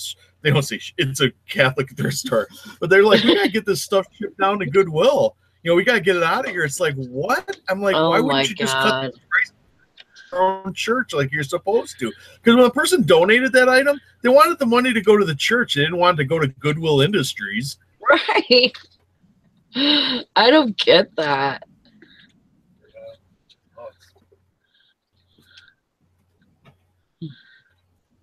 That is nuts. Call this is the toll this thing's broken. Okay. No, I didn't. Well, you're gonna get the punishment. Well, that's like when I have a rummage sale. I hate those rummage sales that you go to, and the prices are so damn high that they're trying to get their money back out of it, you know. When I have a rummage sale, I want the poor people to come. I price things at 25 cents, 50 cents, less than $1, you know, because I want the poor people to come and buy from me. I want the resellers to come and buy from me, because that's why I'm having a rummage sale. I want to get rid of my shit. Right. Well, I think you got some people are trying to make careers out of it. Yeah, they're not using eBay and Amazon. They're trying to use their garage as their resale place. That's tough. I don't know how they do it. Yeah, I definitely agree, Nikki. I had mine at rock bottom prices and was just trying to clean the whole garage out, and it still didn't happen just because I should have took took some money and put an ad in the paper, and I didn't do it. So I know next time. I never put an ad in the paper because it's just so damn expensive. But my biggest, what brought most people to mine, I mean, I have mine on a main drag, so it's good. But a lot of people told me Facebook was where they heard about it. Yeah, post it on Facebook. And I advertise all over Facebook, on all the sites on Facebook. Yeah. I mean, you could do that too, but here, basically, the yard sellers, they have their paper, and that's what they go by. You know what I mean? I mean, you might get a couple of people that, want to stop off just because they see you on Facebook. But really, like, how many people is going to be at home, see something on Facebook, and go out to that, just that yard sale? You know what I mean? Yeah, but see, if I get notifications when any one of those, somebody posts to any one of those groups I'm in, those rummage sale groups, I get it right on my phone saying, hey, this person posted this in this group.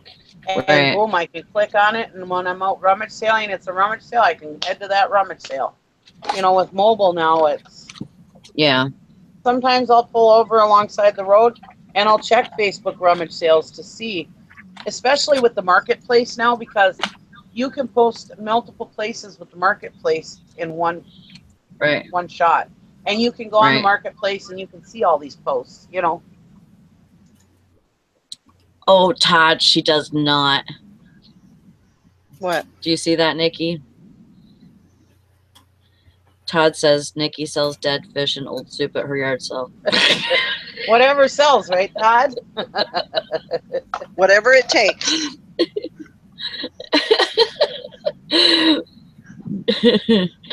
Whatever it takes. Yeah, it's just a thing here, I think, with the newspaper and everything. So I'm just going to have to do it that way next time. If there is a next time. Because we spent a lot of time doing all of that work, and then it just didn't hardly make... I mean, we made a little bit of money, but not what we thought we were going to make. And it wasn't even about making the money. It was like getting rid of stuff, and we ended up having to throw most of it away anyways. And the only reason why I threw it away was because I found most of it in the dumpster. But it was all good clothing. It wasn't like stuff with holes and stains and stuff in it. A lot of times when I have a rummage sale, and I did this at my flea market too, I made a lot of money at my flea market, and then the last day, halfway through, I put free on everything. And I ended up bringing home like 4 or 5 bins of stuff, and that was it. Yeah. Wow. Very, very little stuff. I mean, I had, almost half of my husband's 32-foot trailer full of stuff. And I brought home like 4 or 5 bins. So it really worked.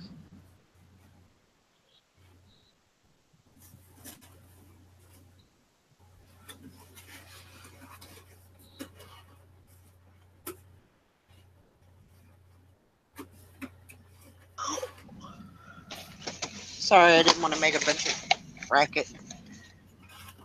That's okay. Just kind of You can call the racket you want, Valerie.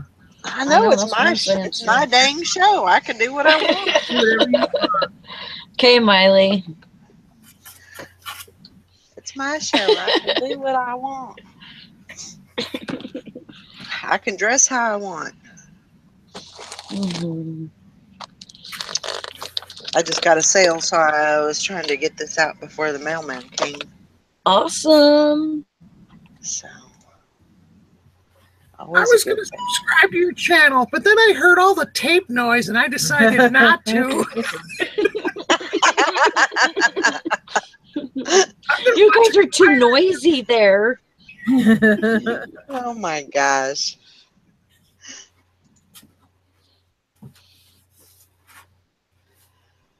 Yeah. I did want to say, I forgot to say it on my show last night, but Anybody who sells things craft-like, craft supplies, fabric, or anything like that. Crap like. You guys, craft. C-R-A-F-T, craft. Okay. Anything like fabric and stuff like that, if you have it laying around and you haven't listed it, get it listed now, because this is the time people are buying it, because people are making stuff for Christmas, gifts for Christmas. Right. This is the time to get that stuff up now. Yes, I need to. I have lots of crap stuff. Crap stuff too. Really start buying crap. Merry Christmas. Here's your crappy present.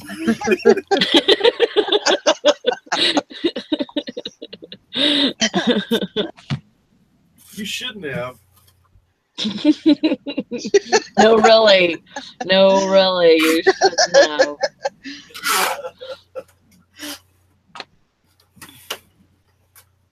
Oh my gosh. Now, fourth quarter is upon us. This is the time to list the crap too, because people buy crap during fourth quarter. Oh, yeah, August was slow. I mean, towards the, or I should say, like the first half of August slowed down a little bit, but then like second week of August, people just start buying just junk. I mean, just stuff in inventory I've been talking about getting rid of or whatever. All of a sudden, it starts to sell. Oh, I know. It's amazing this time of year what the stuff sells.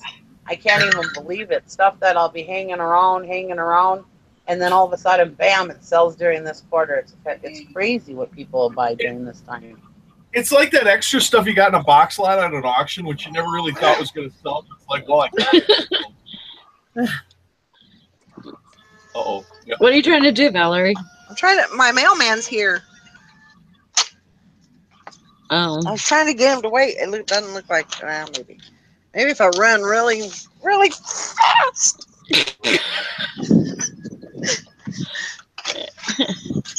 Hey! Wait up! Oh, it's her headphones. Oh, because she went out of range.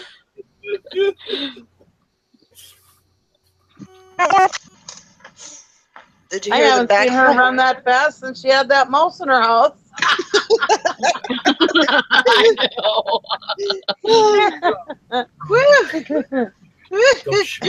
Did you get That him? is my workout for the day. This is it. Holy moly! Do you think it was? I didn't know resellers could run. When there's mice or sales involved, yeah, you see them scatter. That's for sure. I guess I didn't have any mail today.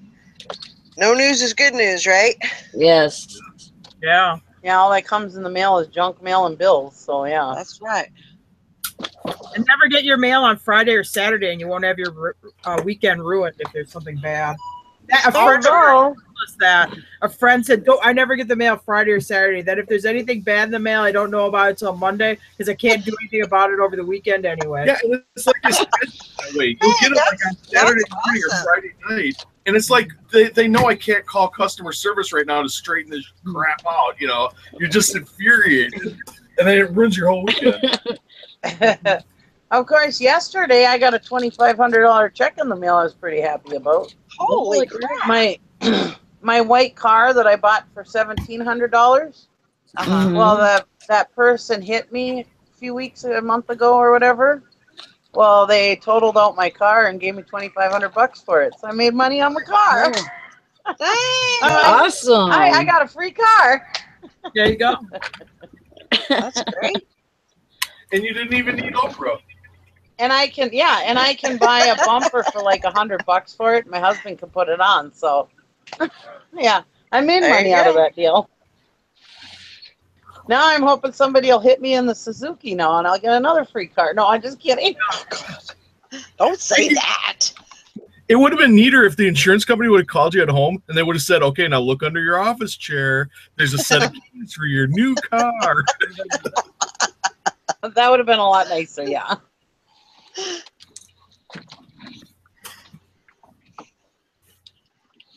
So you were really supposed to send us $100, Nikki. Oh yeah, karma. Yeah. I don't know how I got into that screen, but I was like, money. I clicked on it and it said, ask these people or give these people money or whatever it said.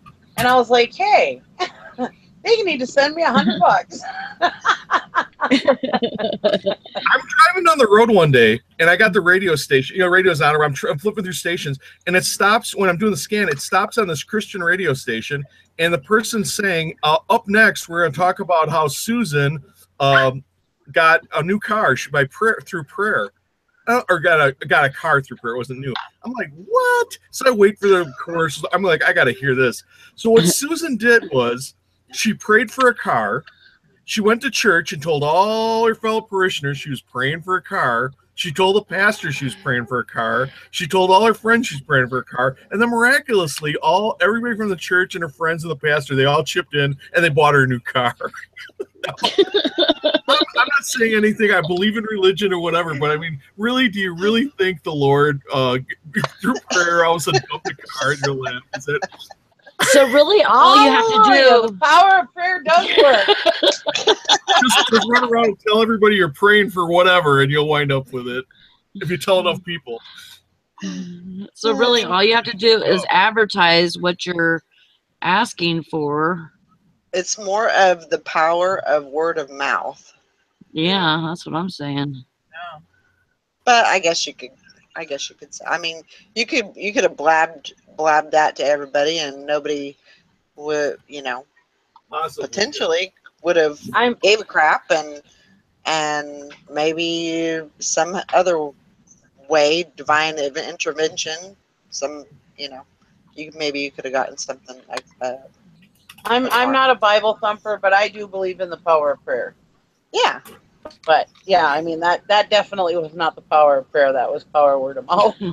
Right, exactly. If somebody's sick, I'll pray for them. You know, I mean, if you're sick or something like that, but I just don't feel comfortable when it's like money or material thing for prayer. I mean, I'll pray like, hey, please get me out of this jam, but not like, please send me money. I mean, that's to me, it's like, wow. I don't know if the big man upstairs is gonna like that, Dear God, just send money. And money. Just send money and everything will be alright. Here's my Western Union number. I'll be waiting. My password is Sal. Dear God, please let me win Sherry the Powerball ticket I just bought. Sherry said the lesson there is join a rich church. No Silverhair doubt. says I prayed for a wife and now I can't get rid of her the last 31 years. Silverhair, remember, I've got your address. I'm going to send your wife a letter. I'm taking screenshots. I'm going to print them up. No, I'm just kidding. That'll get rid of her. Yeah, I'll help you out, Silverhair. Oh my gosh. Y'all are crazy. Y'all are crazy. How you doing, Eric? Not too bad. Oh, that's good. Hey, Eric, long time no see. Yeah.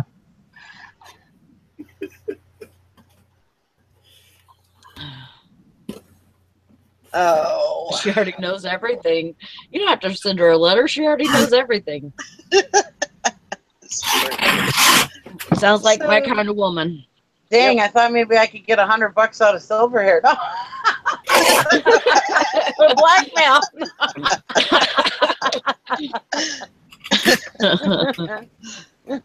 Oh, Nikki, but you didn't like what I said yesterday, right? When you were talking about $100, I said, well, just if I send you $100, you got to send me $101. And Yeah, that don't sound right. no, I was like, that ain't the way I worked it out in my head.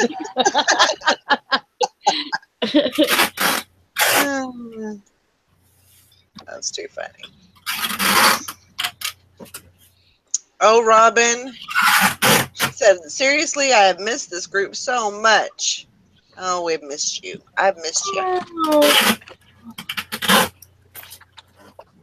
But I think if y'all are interested, I think we'll do a listing challenge. Not today, probably maybe tomorrow or the weekend. Tomorrow or the weekend. Saturday, I think I'm going to an auction on Saturday. I And won't Sunday be we're gonna around. go pick up the boat. Oh, and Sunday Yeah, we got to pick up a boat. I got an auction on Sunday too, or Saturday and Sunday. 4th of July. Y'all didn't hear that, did you? Yes, No. we did. Oh, shit. Okay. What did she say, Eric? I didn't hear it. I have to, I I'll have was to whisper singing. in your ear later. I was singing. But if you missed it, you missed it for good because I don't do it twice. Not what I heard. I don't know who you heard that from. On the bathroom wall somewhere. Oh. Maybe at Roller Town. Effort to do it the second time. Oh my God. Eric, people were razzing you last night in my show, and you weren't even there to defend yourself. I watched the show later because I was bidding an online auction. I was getting but so I was kind of I went through and watched all the stuff you had up, and I liked the stuff you had. So the camera and the scrapbook stuff. And I really like that leather bound one you had. That was really cool. Yeah. Yeah. Yeah, I thought that was a neat one.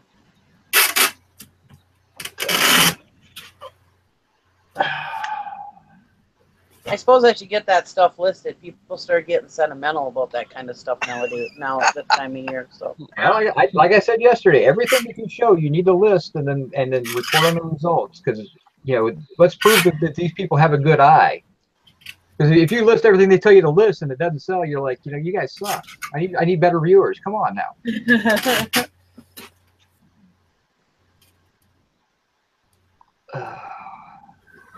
So I had an idea. What'd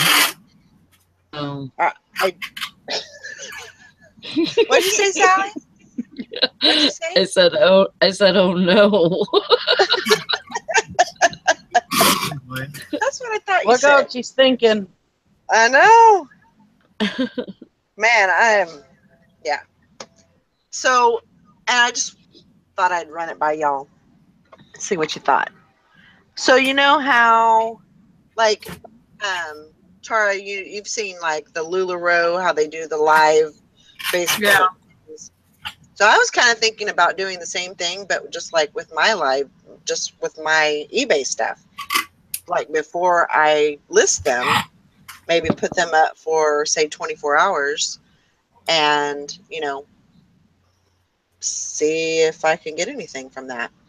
I think it's a cool idea. I don't know how it works though. I mean, so when they do that video for that Facebook Live, do they already have like a big list of followers that are waiting for them to put this thing out? No. Oh. No. I mean, basically they're sharing their Facebook page with other people, and people just basically join that. Yeah. That group. So it's basically just a group. But yeah.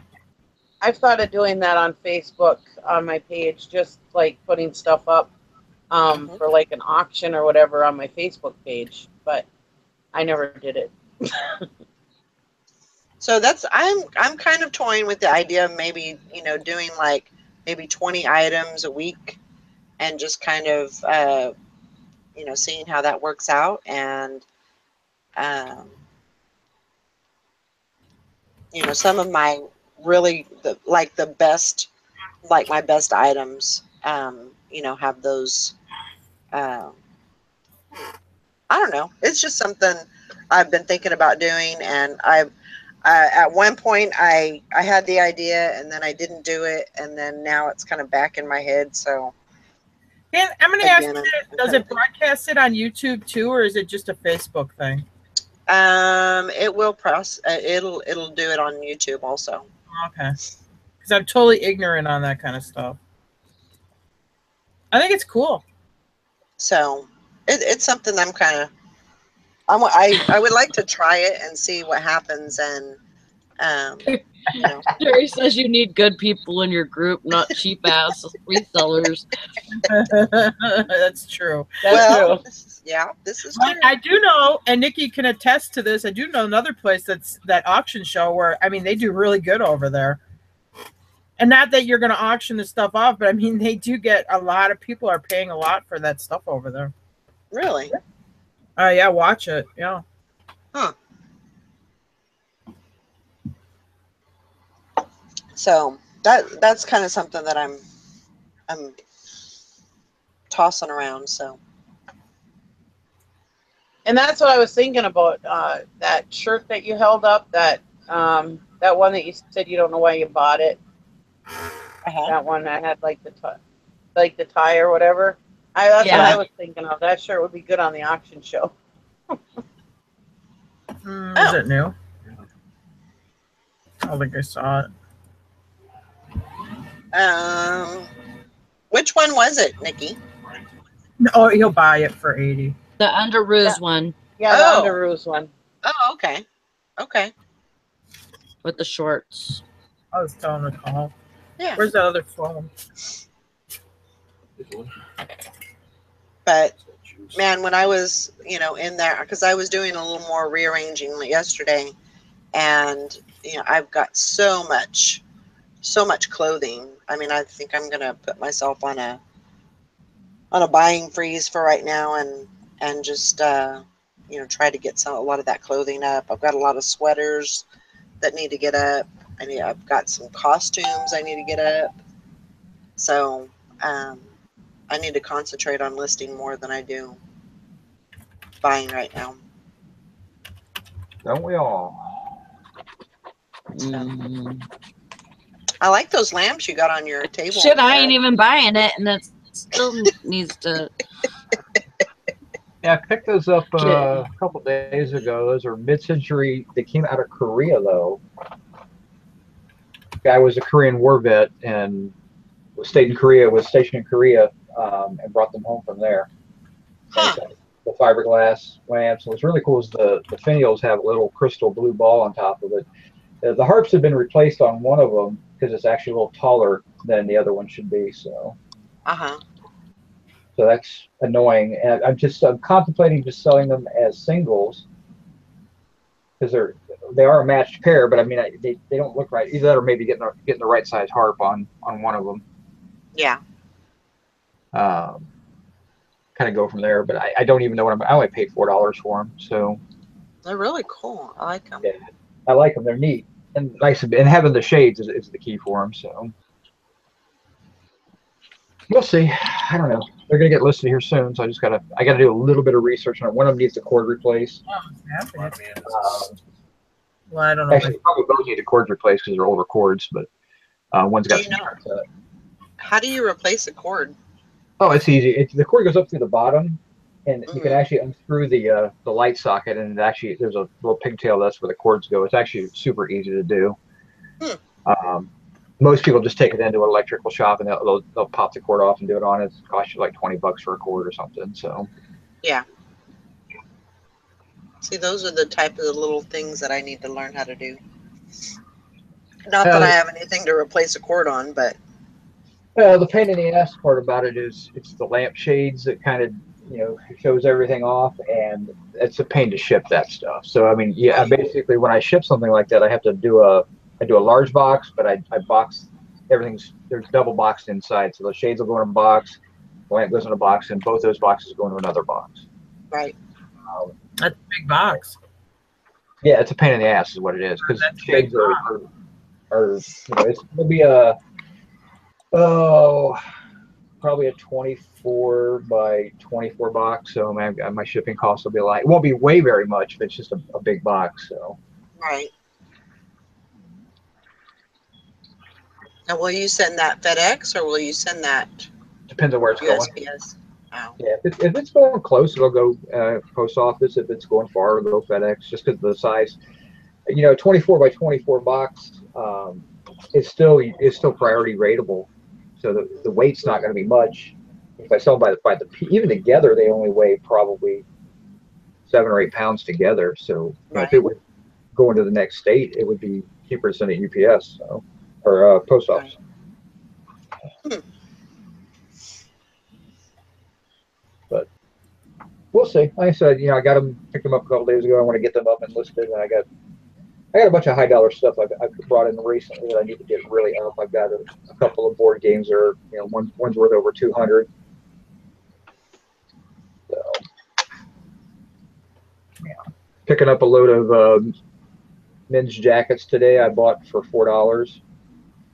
I bought there's a whole closet. It was like $3 or $4. The whole auction was $50. So then I bought some dolls.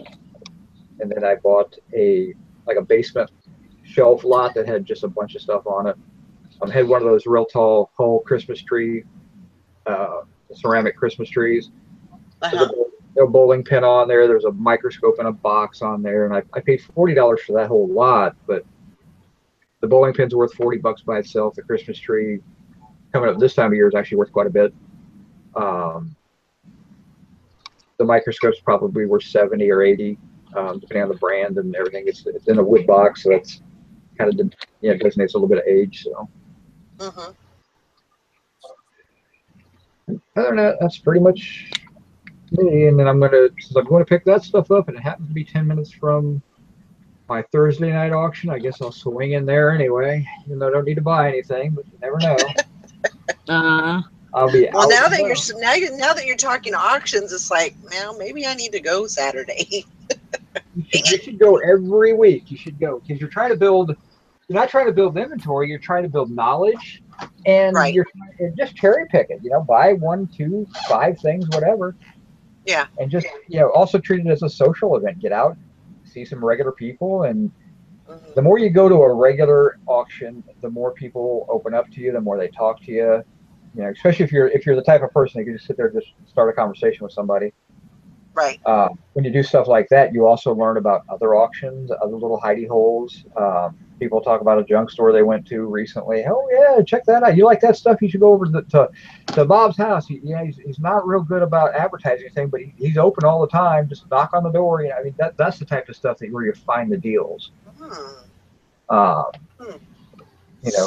we always say, look for the old men smoking in the back. The women that whip out their crochet and they're sitting in the back row and they've got their crochet sitting right there, but their bid card's right there and they're just whipping. They'll come up and bid. And, the collectors and things like that. And you can also often find out if it's a good auction, you can also decide, do I want to sell at that auction? I do that a lot. I'll take a load to an auctioneer and say, just get rid of this stuff. It's good stuff. It's just either it's too big for me to ship, or it's a pain in the ass, or I know locally I've got like that giant Coke button of mine. Shipping that, it's $140 to $200 anywhere in the country because of the size, and that kills the value of it. It's just too big. But taking it to a local auction, somebody wants to hang it in their barn, I'll get $200 or $300 for it. What I would get on eBay, but I'm not going to get that because people can't afford the cost. So right now I have it up on eBay as a local shipping item. I hope I can move it that way. And I don't have a super high price on it. I only have $11 into it. So, but if it sits long enough, I'll gather it up with a bunch of other stuff and take it to a local auction. Yeah. Just kind of deal with it. Yep. Even if I'm not planning on buying something, I still go to the auction because you never know if all of a sudden, because if I get the thing of what's going to be at the auction that week, and even if it looks like it's going to be more higher end stuff than, because usually like the antiques and collectibles auctions and stuff like that, we have a lot of dealers and stuff because I'm in a touristy area. So we have a lot of antiquers, a lot of antique shops and stuff here. So a lot of the high-end dealers and stuff will go to these auctions. And chances are I'm not even going to be able to touch most of the stuff there because they've got way deeper pockets than me and whatever. But when I go there, I can get some of the smaller stuff that they don't like, but I can still make good money on eBay for, you know? Right. Or because like people on eBay, you know, the vintage stuff like we were talking about last night on my show, they'll, even if it's vintage, if it has a little ding in it, they'll buy it on eBay. Whereas these antique shops don't want that stuff, you know? And Antique so dealers sometimes you can snag. Yeah, the people that have like the antique booths and everything like that, they have to be very selective because they have a limited amount of real estate. And so they like, there's certain things, like you go into any one of these antique malls, you'll find the Fenton dealer. Yeah. You'll find the camera dealer. You'll find the phone guy, you know, the guy that sells nothing but phones. So those guys will cherry pick the auctions. And whereas as an eBay seller with space, you're just kind of I can make $10 on that. I can make $30 on that. I can make $40 on that. And you're not even really thinking about what the item is. You're thinking about the cash result from that item. So that's how you build a varied inventory. I don't give a rat's ass what it is. If I think I can make 30 or $40 on it, I'm buying it. One time I was at this auction, I was at this school auction, and there was this machine. I still have no clue what the hell it is. It was this little machine that you put these cards in or whatever, and you could wear headphones, and it was some kind of machine for kids in a school. Anyways, I still have no clue what the hell it is. Anyways, it was a couple years ago. I found it at a school auction, and I bid on it because it was like $2. Well, here what I had done was I looked on eBay up the name and the model, and it said that I could sell it for $50. And somebody after a while came up to me and asked me, what is that machine anyways? Nobody bid on it because they had no clue what it was. And that's why I got it for $2. And I said, I have no clue. It just eBay told me I can get $50 off it. That's why I bought it. Yep. You know?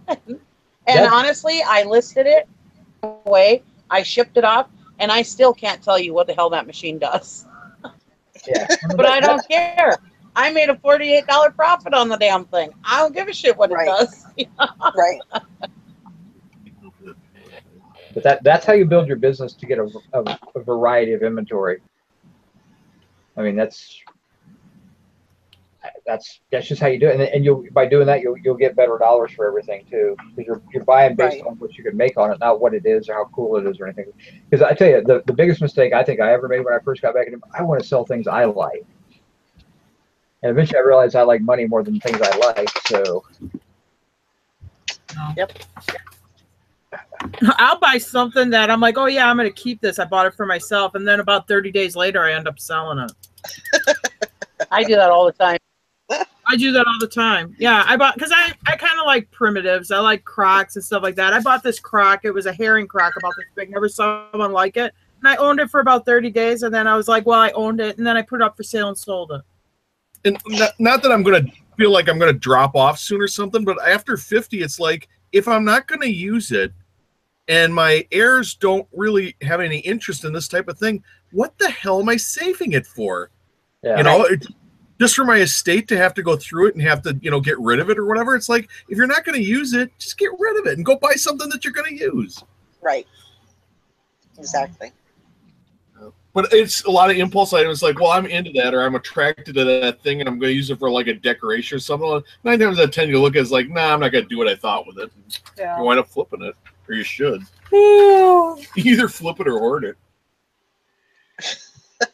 Frank, you find that said something about a bowling ball at the thrifty shop the other day. Didn't buy it.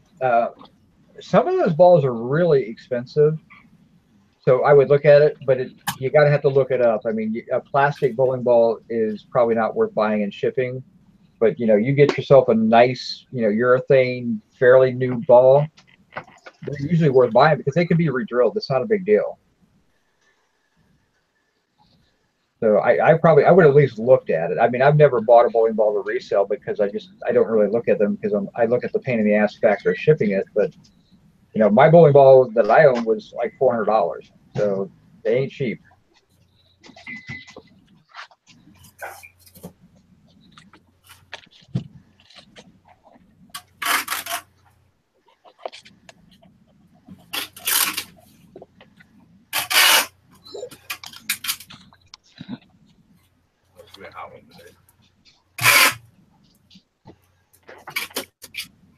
What is Hank? Yeah, and you should.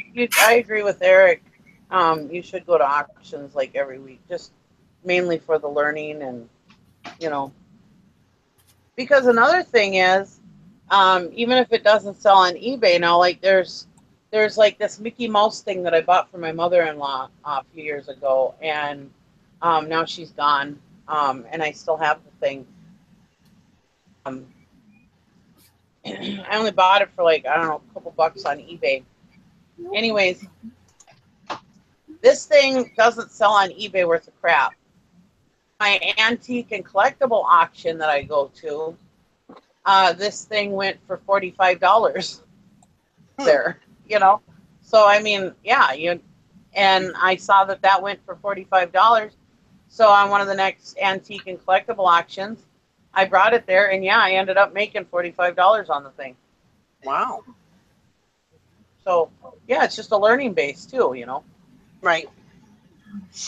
Well, I will say one great thing about when you go to auctions is you freshen up your inventory in your eBay store, and if you notice when you put that new influx in, you'll sell the new stuff, but you also will pull older stuff that's been listed longer will start popping too. And I don't know if it's just like all the the fresh views on your account or whatever, but I noticed that in my older stuff will then sell too if I freshen it up. Mm-hmm. That's true. Yeah, because I notice when I'm, in deep doing the, getting the listings done and everything, I notice that, not only the new things are selling, but it's also stimulating those old items that have been sitting there too. Mm-hmm. So. And you get such a wide variety of stuff. You're not, like when you go to the thrifts, if you notice when you go to the thrift stores, you're getting the same kind of clothes, you're getting the same kind of knickknacks, you're seeing the same kind of electronics. There's a trend. You're seeing this kind of stuff at the thrift store. When you go to an auction, you can get that Keurig that you can part out for and make $. You can get that those antique and collectibles for cheap. You can get, car parts, tractor parts, a variety of stuff that you can put in your store, and that's one reason why what Tara said, you start seeing your store getting stimulated with sales because you're now listing to a more wide array of people also. Yeah, that's true. Just listing clothes, and you're not just listing that thrift store crap. You're listing other stuff that other people are looking for also. So that helps stimulate sales also. That's true. Because you find the weirdest stuff at auctions. I mean, like, people will come to my rummage sale and they'll be like, where do you find all this different stuff? I mean, they're just amazed. My rummage sales are well known around here because people just love coming to them because they find so much different stuff there. And of course, I price everything cheap enough where they can afford it. And I mean, people come. My daughter, she works at the hospital, and she was talking to this one vendor, and he was telling her about this one rummage sale out by Riverside, blah blah blah. And she goes, "That's my mom's rummage sale." And he goes, "She only has it a couple times a year, blah blah blah." And she goes, "That's my mom's rummage sale." And he goes, "Oh my God, I just love her rummage sales, and she hasn't had one yet this year. Tell her I really need one of her rummage sales. I've been waiting all summer for this, And yeah, I mean, people really like my rummage sale because there's just so much different stuff. Right. People are just amazed at, what they can find at my rummage sales. And if only they knew, they could just go to an auction and find all that kind of stuff, Yeah. I'd be out of business.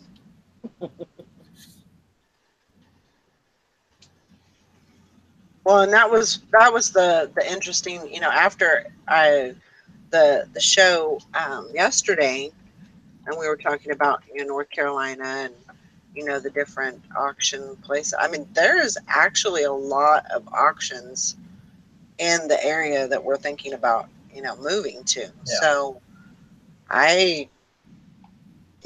it's going to be very plentiful. Should be very good. I was hanging out with Jason last night. We were just discussing the auction scene, and the East Coast auction scene is absolutely fantastic. I mean, you just cannot beat what's on the coast, especially where he's at, the Pennsylvania market, Maryland, Delaware, New York. I mean, just absolutely wonderful. And it doesn't do bad. I mean, I live in West Virginia, right in the Panhandle, which was more Maryland than anything. And the Virginia market, Pennsylvania, West Virginia, and going even down farther into Virginia was great. So, I mean, I never had trouble finding things. And I wasn't even selling on eBay for the most part. I would selectively sell for high dollar items.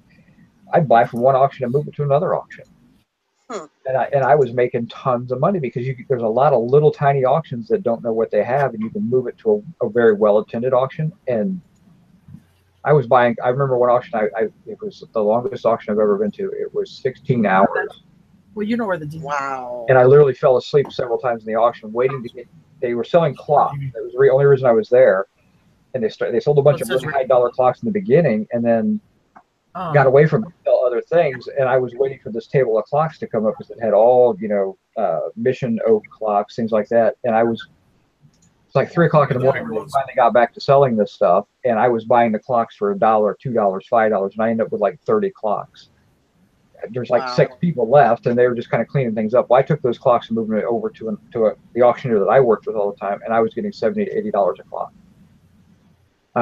So again, that's a lesson to stay all the way to the end, and also understand, because shipping them would have been a pain, because some of these were big clocks, and so it was kind of a if you know the market, you know where the things sell the best, get them in there. Even after paying my commission fees and my buyer's premium and everything, I probably banked $1,500, $1,800 for 16 hours worth of work. Sucked, but what else? I mean, so that's to me at an auction, that's fun work. Yeah, 16 hours is a little rough when I'm falling asleep. It's tight because I mean I was working a full-time job, so I mean it was tough because it wasn't a weekend auction, it was during the week. So, but those long auctions can be brutal. Yeah, they're brutal. I mean I'm really good the first couple hours and the last couple hours, but those hours in between I need something to keep me going because the droning and everything, unless I'm trying to buy something specific, I'm very easily distracted. But on the East Coast, where North Carolina and everything, there's lots of good auctions. You'll do well there. And I don't know. My adrenaline gets going at auctions. I just love auctions. It just no matter how, like one time I had the flu and I was sick for like a week with the flu. It was just horrible. And I just couldn't get out of the house. Well, one day my husband's like, let's go to an auction, get you out of the house, blow some stink off you, And I went and I instantly felt good. It was like all of a sudden I'm running around looking at everything. I mean, when I got to the auction, it just totally renewed me, Right. I love auctions, though. I've gone to auctions my whole life. I just love them. Yeah, me too. I mean, and auctions is kind of like a competition. See, it's like a sporting event. I mean, you're like, checking your competition out. You're like, okay, do I have enough money to compete? Is it worth buying? Who really wants it? And when you win something, I mean, it's kind of like, in your face, I own you for that item, and it's just kind of fun. I mean, as long as you don't lose your head, you can do really, really well. And enjoyable.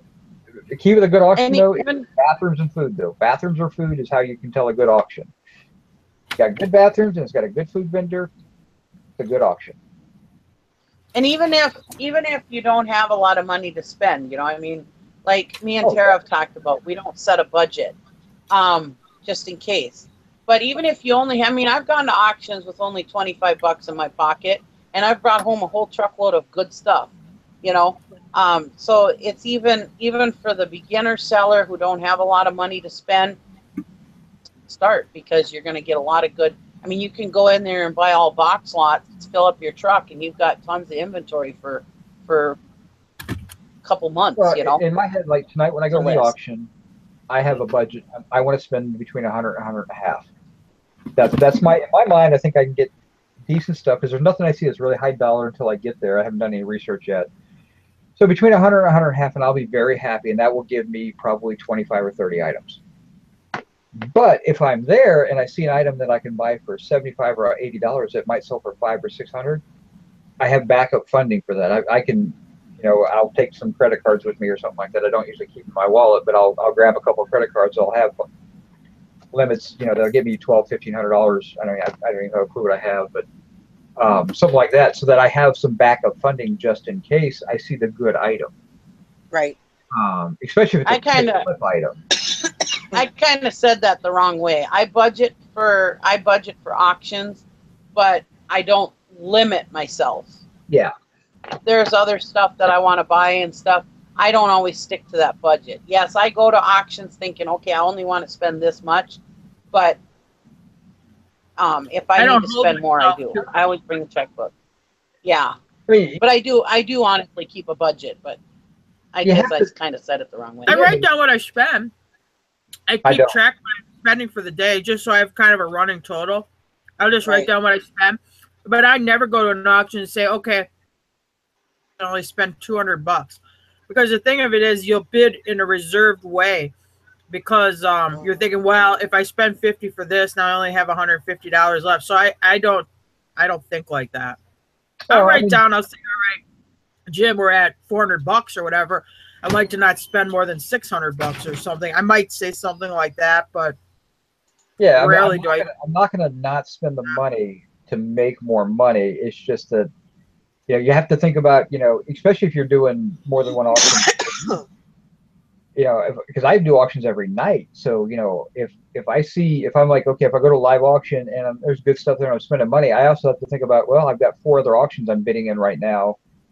I got a budget for that type of stuff and make sure that I have the funds available and that I'm going to be, you know, getting the stuff up and listed. So like I said, the only reason I'm going to I wouldn't have gone tonight except I'm doing a pickup 10 minutes away. Because it's a 45-minute away auction for me, and there's not enough good stuff there that I can see to go pick up. But it's a lot of times the stuff you can't see on auctions that I buy. So, I mean, I got I went to an auction one time, and the same auction, and I got a cast iron book press that I paid $5 for, and I sold it for over $200. I mean, that's the type, and they didn't advertise that; it was just sitting there. Right. So, I mean, it's always the stuff that you can't see is what's interesting.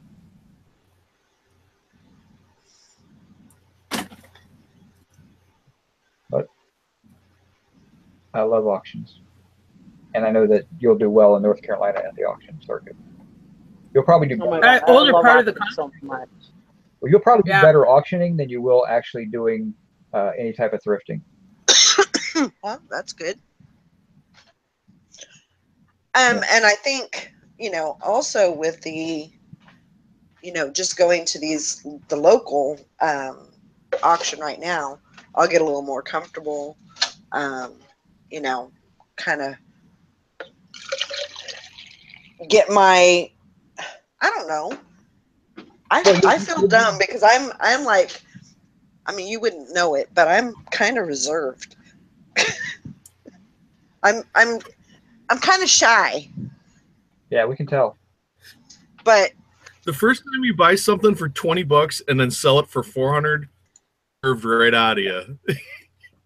Well, I mean, it's hard. I mean, anytime you go to a new auction, what I always recommend is don't plan on buying anything. Sit in the back and just watch the process. Because like I said, this auction's weird that I go to on Thursday nights. I have never seen an auctioneer, you know, auctioneers typically start out high and they slowly drop the price down until somebody bids and they work the price back up. That's a standard auction practice. This auctioneer starts out everything at $50, $60, $70.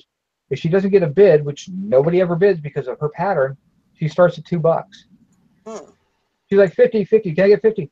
How about $2? And you're like, well, that's a weird method, you know, which is fine. It's quicker, I guess, but it's just like, you tilt your head, you're like, that's an odd drop. I mean, 50, 40, how about 20? You know, you work your way down to a point where people are going to start bidding that. Right. And it's just very odd to me that she does it. But again, having been in enough auctions, that was okay. But if you're not used to that can really throw your game off. Right. But if you didn't know that, and you say you see an item that's worth $300 and she throws it up for $50, and you immediately come in at 50, well, you might have got her for 20 because she's going to immediately drop it down to $2. So if you let her kind of figure out where she's going to get her starting bid at, you can sometimes work that bid up, but not pay what they were initially asking. So I mean that's why I like to go to an auction and just kind of sit back and just watch the people, watch what they buy, and kind of sit back and relax. See, I just jump in and bid because I'm only bidding to a number in my head. So if I'm going to sit there all night, I want to make money. I don't want to just observe them, No, I'm gonna jump in if I see the items that I like. But if you've never been to the auction house, you got to take a chance to see what's going on with it. But you go to enough auctions, you're comfortable. It doesn't matter. Yeah. I go to enough auctions, I don't really care. I'll walk into an auction I've never been to. Give me my bid card. I'm going to bid.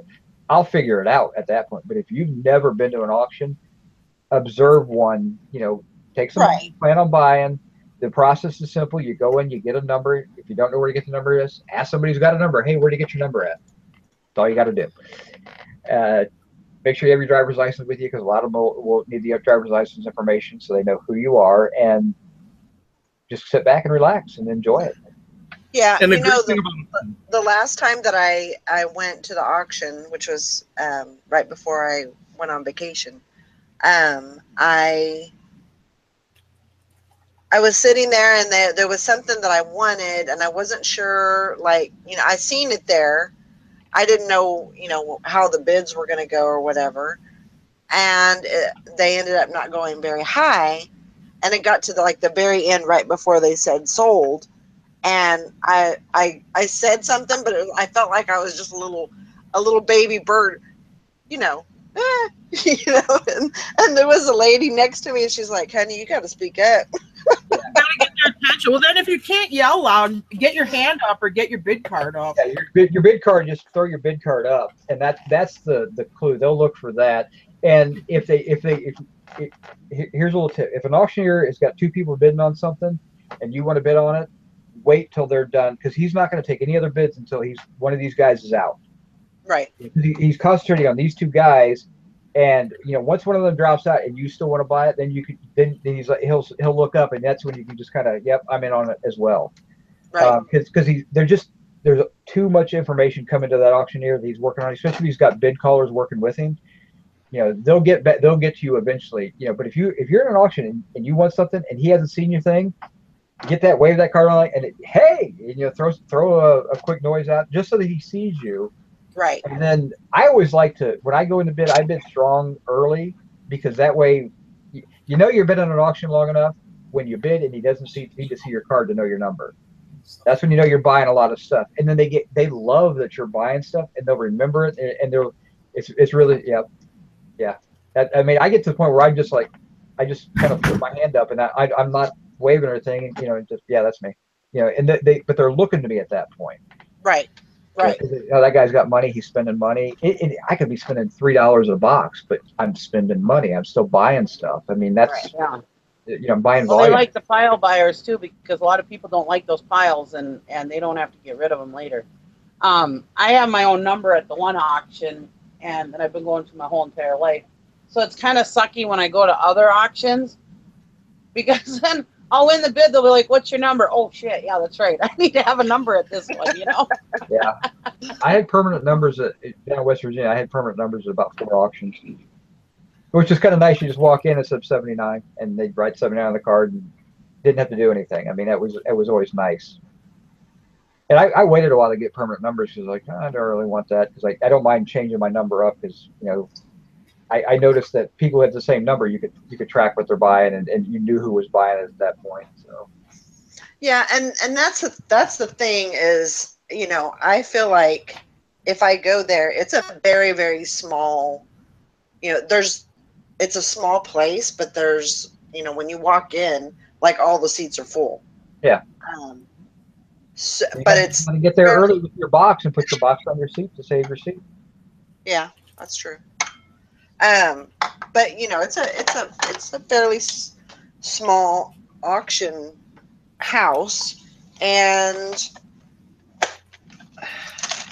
so I would feel more comfortable if I got started, you know, going like every week and just getting comfortable with the way that they do things, and you know, just kind of getting the groove, you know. And then when I go to North Carolina, then you know, I'm sure every auction place does a little bit differently, but you know, I'll feel a little more confident.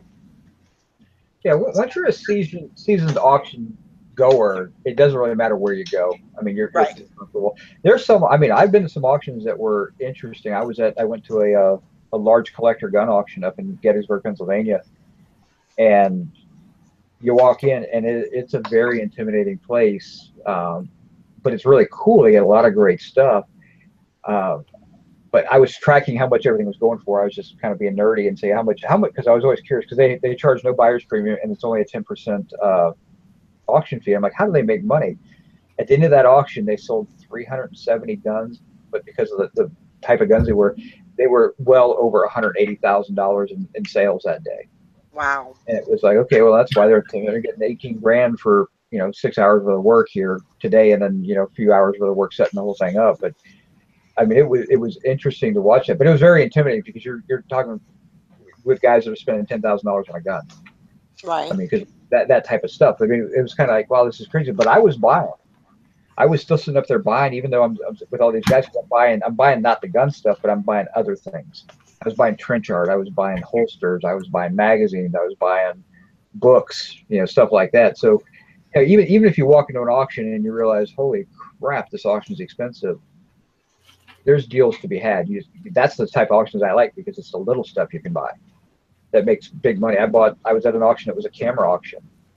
And I might have mentioned before, these guys, it was like the biggest home run in the world. They bought storage units, but they didn't buy expensive storage units. They were a cheap storage unit buyer, and they would take them to their dollar auction.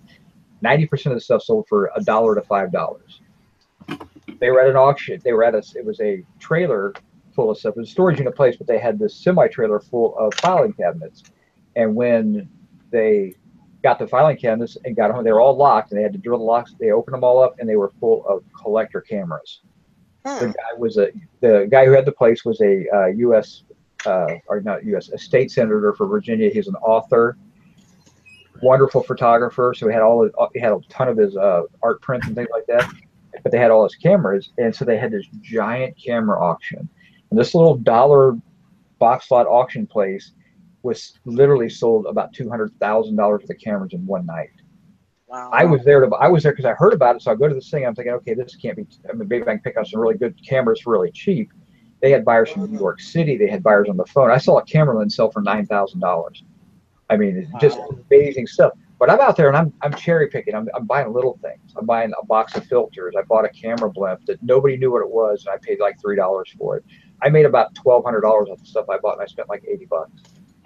Yeah, it was fascinating to watch that stuff go. But it was like, boy, I wish they only spent $500 for the whole unit that they paid for it. But that auction house, suddenly went from $1 thing. They had all the nice cars, and they had fixed the auction house up and everything because they owned all that stuff. They weren't paying anybody for it. So it was kind of cool. Right. Well, I went to a restaurant auction, and around here, like I said, it's a touristy area. We have a lot of restaurant owners and a lot of motel owners that have kitchens.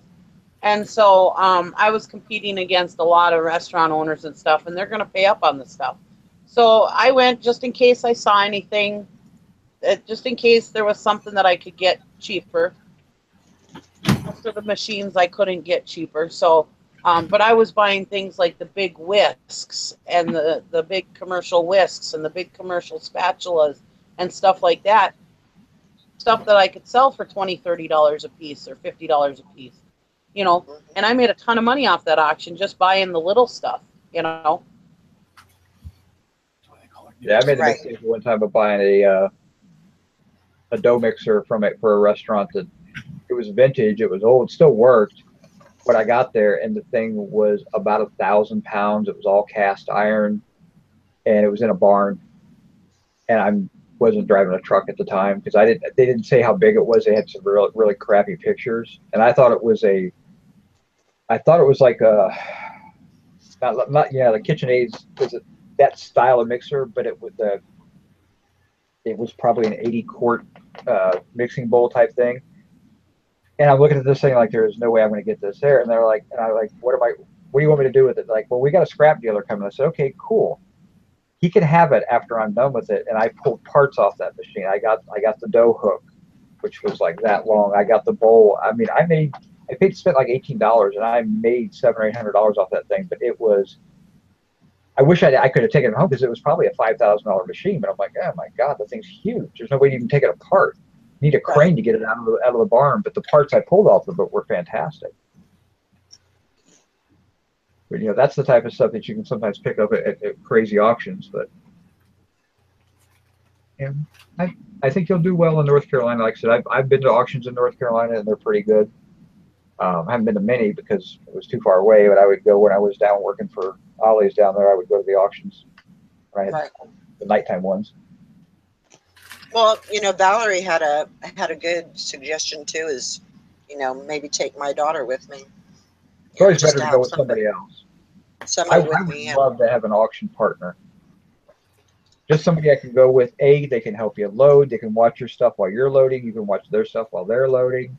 Yep. I mean, it would be fantastic because that's what my wife and I used to do. I would be buying in the main room.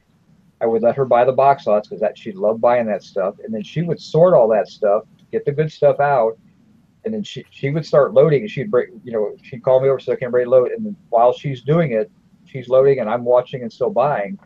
But I'm also watching her stuff. It's just a lot easier now. When I go to an auction, I'm always paranoid about my stuff, so it's like I put it under the table, I cover up with something, but I'm like buying like this. Right. You know, because people will steal your stuff.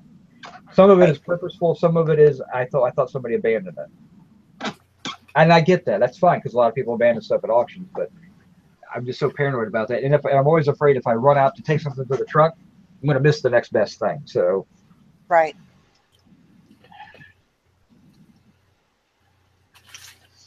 That's why I got a Jim. I do 90% of the buying, and he does all the taking it to the car. Yeah, you guys would be broke if he did all the buying. So. Well, he has done. That's the same with me. I do most of the buying. You have rings. You have him doing a lot of buying too. It just depends on what it is. He's good. I know. I'm just messing with him. He's not even in here. But anyway. Yeah, but it's recorded for all time now. That's the way it is at my auctions. You know, usually I'm the one doing the buying, and Gary's back talking to the auctioneer's dad or talking to this person or talking to that person. And as soon as he hears my number, there he is. And I just hand him the box, you know, or the ring guy hands him the box. It sucks when I go by myself because it's like, crap, I just bought this heavy box. Who the hell's going to carry it to my car? But about helping you out too if you need it. And most auctions have dollies there too, you know. What I find is that I love the auctions that have the teenage children of the auctioneers and they're working for tips. Yeah. You know, hey, he'll help you load. A kid that's kind of slow that does that. Yeah, hey, he's willing. I don't pay them, so they're working for tips. So they'll help you load. If you don't tip them, that's fine. But that's how they make their money here. And nothing hurts to throw $20 at somebody who's helping you get stuff loaded up. Right. Yeah. Yeah, we have a kid that's a little slower upstairs, but he's a freaking workhorse. He can lift like you wouldn't believe, and yeah, I mean he loads stuff all night long at the auction, and it's nice. And yeah, he works tips, and he makes pretty good money. I've had them at auctions where they'll hit you up in the parking lot. They're like, oh, you need help loading? And I'm like, no, I got my husband with me because I'm like, oh, I get it. You're trying to make extra money. I'm too cheap to do it anyway. But anyway, it just made me think. I was walking out of Walmart one day. I had a cart full of stuff. This guy goes, oh, yeah, you want me to help you load it in your car? I'm like, no. I have my husband with me. And Jim's walking I'm like, what kind of weirdo is trying to help me load my groceries in the car? Next thing you know, he's going to bang me in the head and I'll be, you know, tied up somewhere or something. But I think he was trying to make money too. Anyway. And then this kid, he likes hats. He really likes hats. And so a lot of people, like if a box of hats come up, they'll buy him the hats. Which I don't know if I ever told you this guy's story, but one time there was this, there's this estate sale. He had these hats and he wanted like, I don't know, $1 or $2 a piece. And I said, if I buy all of the hats, will you give them to me for 50 cents a piece? He said, no. I said, that's all right. I'll just wait till next week. It'll be at the auction, right? Because he brings everything he doesn't sell at that estate sale, he brings to the auction and we buy it there. So anyways, he wouldn't dicker with me on the last day. So I was like, whatever. So I waited for those hats and it took like 3 weeks for these hats to get to the auction. Finally, that night, there was that box of hats. And I was like, sweet, I'm going to get them.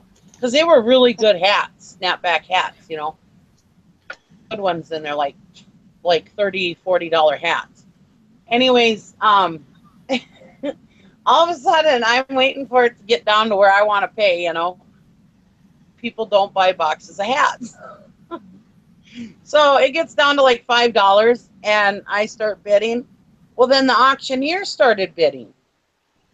I was like, crap. Well, I knew why he was bidding on him, because this kid always helps him out. And he was bidding on him for that kid, you know. And I was like, dang it. And, well, I didn't want to outbid him, you know, and be the jerk that took the hats away from the slow kid, you know. So I let him have them. I was like, son of a bitch. But you did it. But you did it, didn't you? I didn't. I let him have them. I was like, wow. Kidding. And then I was telling the auctioneer's sister, she does the kitchen, and I was telling her about it, and I says, yeah, I didn't want to be the asshole that, you know, bid out the slow kid, you know. She goes, well, if you talk to him, maybe he'll let you buy the rest of the hats off him. He probably just wants a couple of them, you know, but Right. I never did. I just let him go. I was like, well, get auction or something where he's not there, and then I'll get him. Yeah. Nails her. Did you hear that? Did you hear that?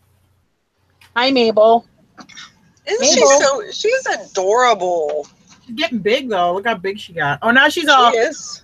She's into this stuff. She's like a baby. She's like, no, I'm just gonna sit right on your shoulder, and you're just gonna love me. That's it. Huh. She's so cute. She is pretty cute. If you had to make one from scratch, you'd be hard to press to make one much cuter. Right. She is pretty cute. She's a pretty good little dog. She is. Is she a Chiweenie, you said? Pug and Or Chihuahua. A Puggle. Oh, a Pug is Chihuahua. Oh. She's a chug. Chug. She's a chug. And I don't think, and the female was the pug, but she wasn't a purebred pug. She was a pug mix. So she doesn't have like the super squishy face or anything like that, or the real big buggy eyes they get. Which, if you didn't know, 2 breeds that are prone to get their eyes popped out of the socket, pugs and chihuahuas. Yep. A friend of mine's parent, the eye popped out. I said, what in the hell do you do? And she goes, well, I guess they put it back in. I was like, oh my God. How do you just sit there when your dog's eye pops out? I'm not just like, I would be freaking. That's what our rat terrier. And then we took him in for the surgery. He had gotten kicked in the head when he was younger, so he had an eye. It didn't pop out then, but it was always bulgier because he had all that pressure. It popped out. We came home. I mean, we were like, oh my God. It's like 11 o'clock Saturday. We get him in the emergency on Sunday, planning that he's going to have his eye amputated, and he died in the surgery. But anyway, yes, horrible. Aww. Yeah, that was that little rat terrier we had, Specky. It was really bad.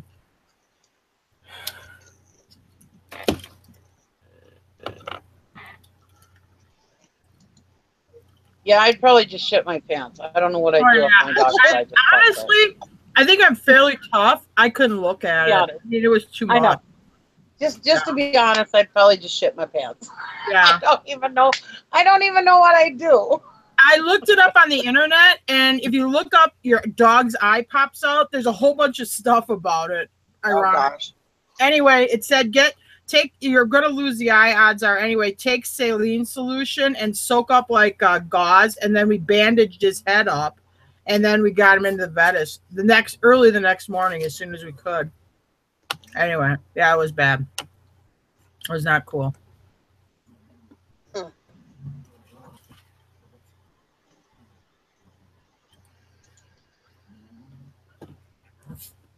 I hate eye injuries anyway, because I've had like horses that will rip their eyelid off, which is another really gross thing. All of a sudden you'll be walking up to your horse and his eyelid will be hanging like this. Oh my God. It will freak you out. Yeah. I mean, now I've seen it enough where I'm used to it, but I don't like that kind. I don't like eye injuries. They freak me out. Yeah, that bugs me. So Tara's horses have Stevie Wonder eyes, is what you're trying to say. No, they just sew it back up because their eyelid's different. They'll just rip it off. So you just had the vet sew it back up. How do they rip it off? They might be itching their face on a fence or who knows what. Oh, okay. Well, I got Get on a piece of fence or whatever, and bam, their eyelids are ripped off.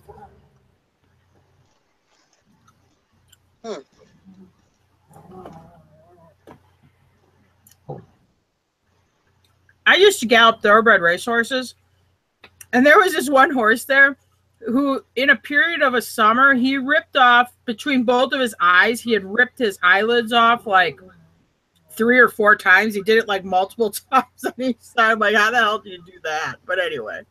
Oh my gosh. He was kind of dense. One time my sister-in-law got a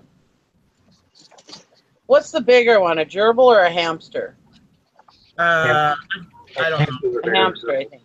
Anyway, she got a gerbil, whatever is the smallest. I think it's a gerbil. She got that, and my daughter named it Gigi. She was just a little. My daughter was only about 2 at the time, and she used to just love this gerbil, and she'd play with it on the coffee table and everything, and she just loved it. Anyway, my sister-in-law lived with me at the time. My sister-in-law decides to go get a hamster, which is, I think it's the bigger one. So whichever is bigger. Anyway, and this hamster, I don't know, but whichever one's the smaller one she got first, and then the bigger one she brought in second. Anyway, she put them in the cage together, and we went to sleep. We woke up the next morning. The little one's face was completely eaten off by the other one. Oh, and I was like, oh my God. Yeah, it was so gross. I was like, why would you even do that? You know? Yeah. I couldn't even believe it. I mean, it was just like a horror movie. We went in there and, yeah, it was like a horror movie. Yeah. I found a $20 winner ticket.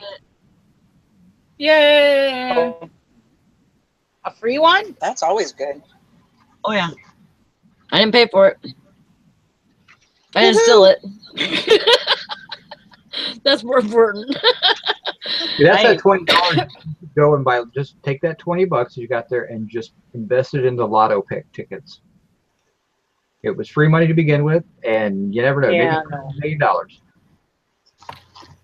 I never reinvested all. Invested in some really good inventory.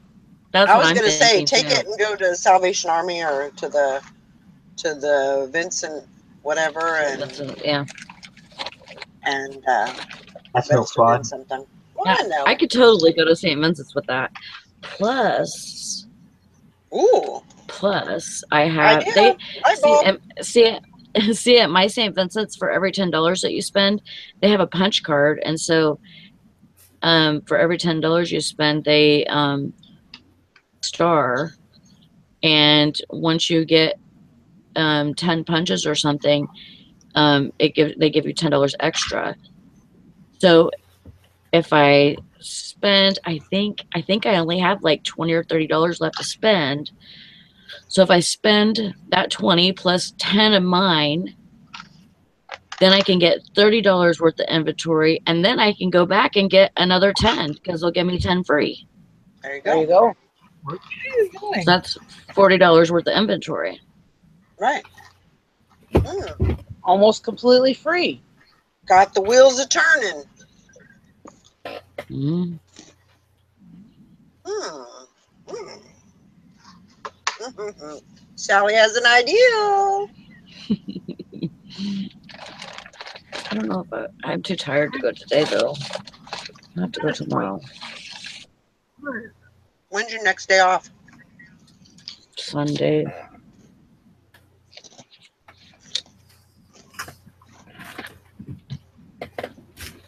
Yeah, Not I think soon enough. this weekend is going to be a weekend of working hangouts and listing challenges, and That would be good. What am I doing Saturday? Maybe I'll tune in and take you guys to an auction. woo! You should, Nikki. That would be fun. I think my auction starts at, I want to say 4:30 or 5. So Well, you could do one in the early afternoon or something, noon o'clock, noon, and then go to your auction. And if you want to do another one on Sunday afternoon. That way you can list the stuff and show everything you bought on the auction. yeah. I might have. That way you don't have to do a live post to show a Facebook Live video, and then you can just kind of do it all in one. Yeah.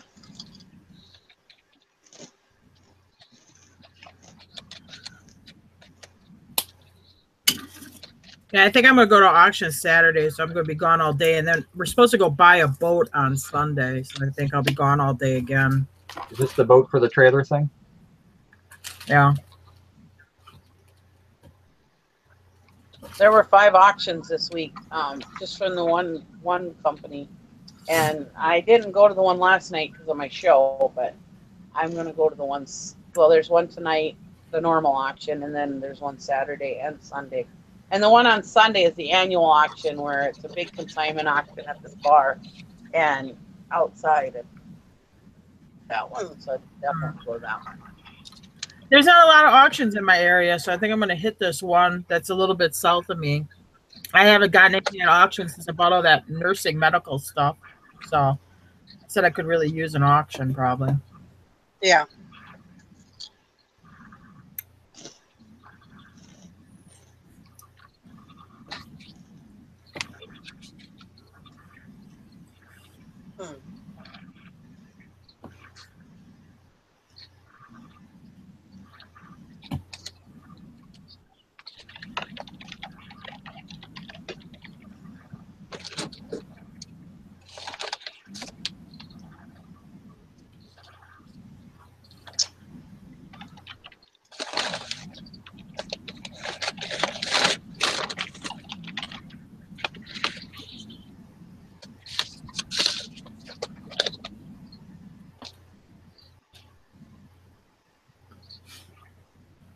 Yeah, we'll see what happens.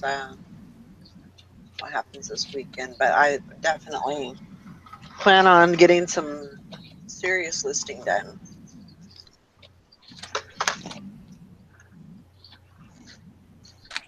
Yeah, it seems like I get really good sales whenever I just bump out like 15 or whatever.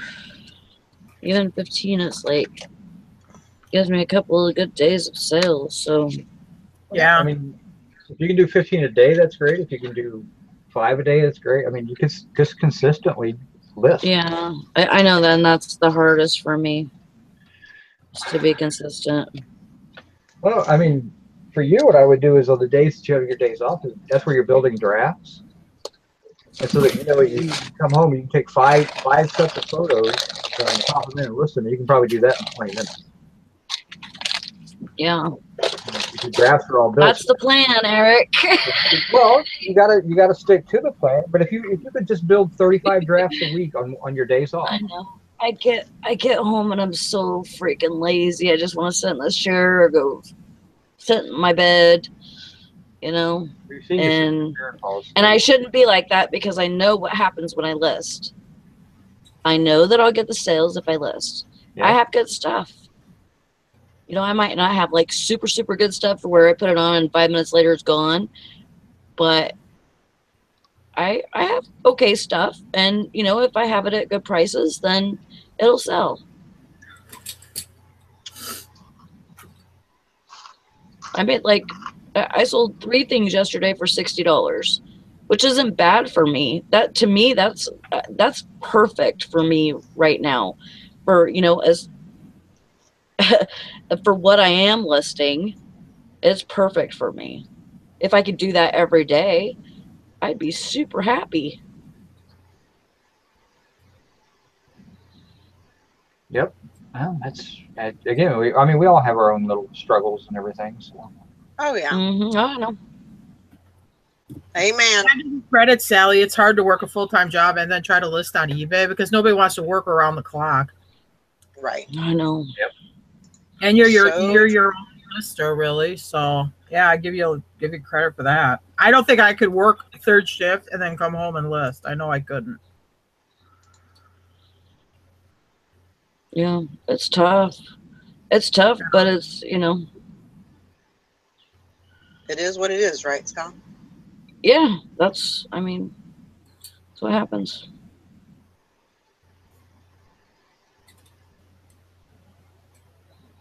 Then I want to go dig in the dumpster more than I want to list. Yeah, that's a whole different. I almost went this morning, but I'm like, no, I'm too tired.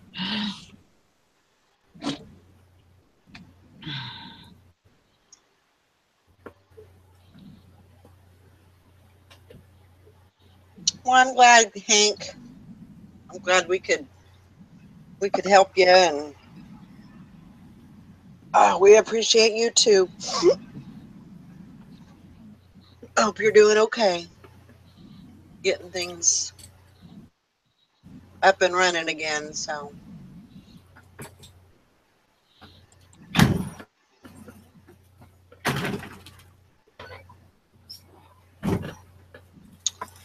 Well, y'all, I think I'm going to go ahead and wrap it up for today. And you never know. I might just have I might get bored and need some company, so I might just do a Told you. hangout or something. So if you're Okay. just click on your little notification bell, so if I do, and you'll get a notification that I'm live. Otherwise, we'll see y'all tomorrow. Yep. Take care. Bye. Bye.